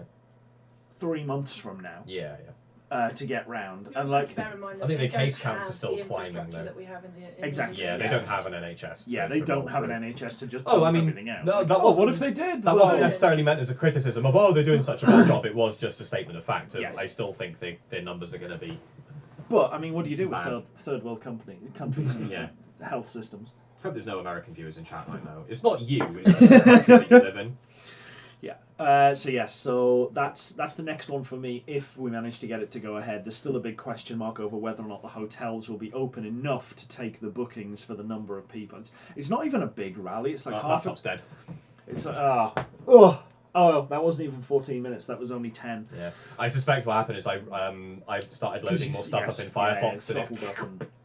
So yeah, so I'll have some of them there's paused. still a big old question mark on whether or not it'll happen, which is a bit of a shame, Yeah. but it is what it is. We'll see how it goes. If not, we've still got a few other good plans coming up for later in the year in the UK, and if I can get the golf working, we can do track days as well, because they've still been going ahead again. Because it's weird how easily you can socially distance when you're in your car on it an didn't die. airfield. Oh, it just.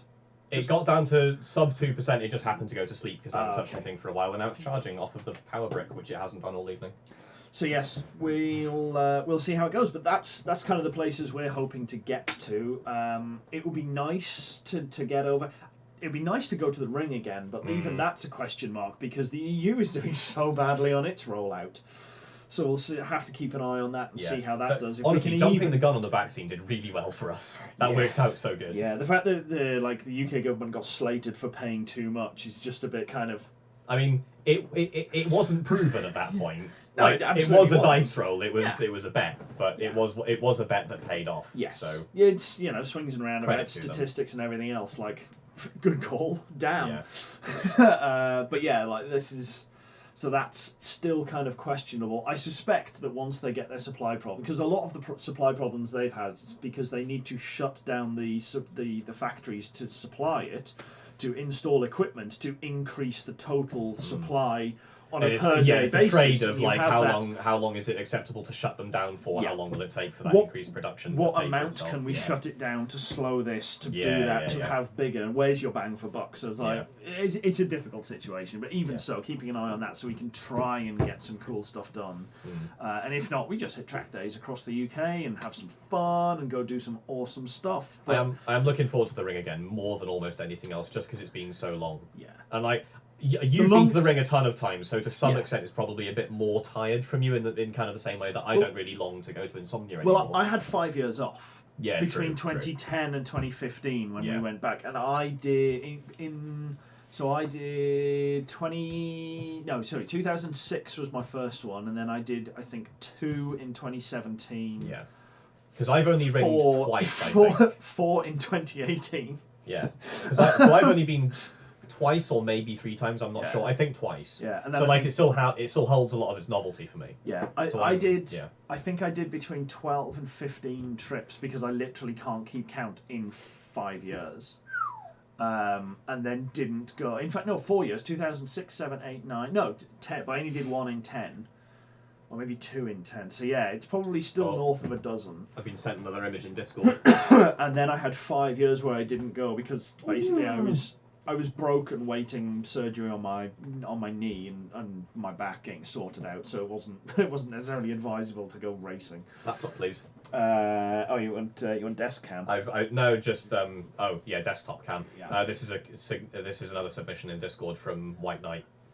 Oh, somebody just backed up into. Oh wow! They just backed up with a tail lift into a fuel tank. Yep. Oh god, that's... The bottom of the tank as well, so it's pretty much all It's gonna gonna drain. It's all gonna Oh, drain. Like God. 75% of that is gonna fall out. Yeah, that's pretty bad. Yeah, that's the other thing we should have. We should wait. Like when we start, we should start building up things in Discord of like our patrons can just start dumping stuff in for like meme time. Yeah. And in the meantime, and we just run through that, and then have like a couple of dumps where we just run through what people have sent us for like this week in memes. But yeah, so I went, as I say, somewhere between 12 and 15 times in 5 years. In 4 years, had 5 years off, and then went back once in 2015, 16, 17, and 18, and then didn't go in 19 or 20. Or did I go in 19? We went in 19. No, we went in 19. We did a trip early 19. Did we? No, we didn't do 19. We Was were it- looking at doing it, but we didn't do it in 19 in the end. Hang on, so when was the big trip with... 18. Really? Yeah. Wow. Yeah, it's coming up 3 years now. Wow, okay. So yeah, I want to get back out there and do Yeah, that. because there was supposed to be a Fun second again. trip later in 2018 that I think Iddy And was that- trying to plan. Yeah, that got pushed into 2019, and then 2019's fell by the wayside for one reason. I can't remember why. I think it was just a bunch of stuff was The broken. second 2018 one, Iddy got talked out of it somehow. But I don't know what happened to the 2019 one. I don't even remember actually trying to plan a 2019 trip. It was essentially No, that you started your course.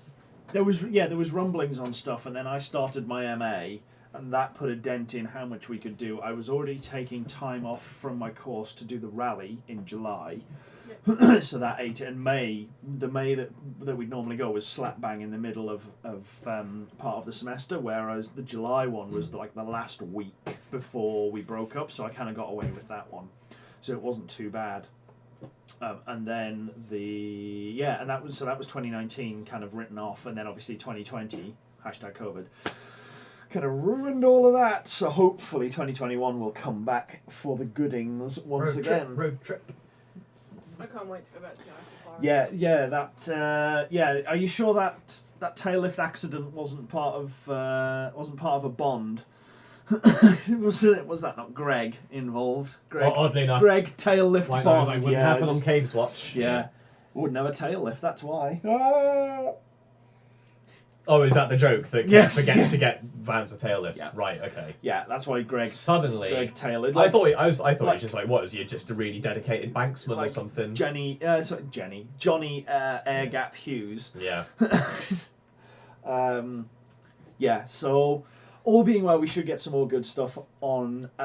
We've got a few plans to go and see some other folk on YouTube as well as doing some stuff with Decimal Tenths. There's a couple other channels that I really want to go and do some stuff with. We've got some spare parts and things to drop off to one of the other guys who is local. I say local, he lives like Hampshire.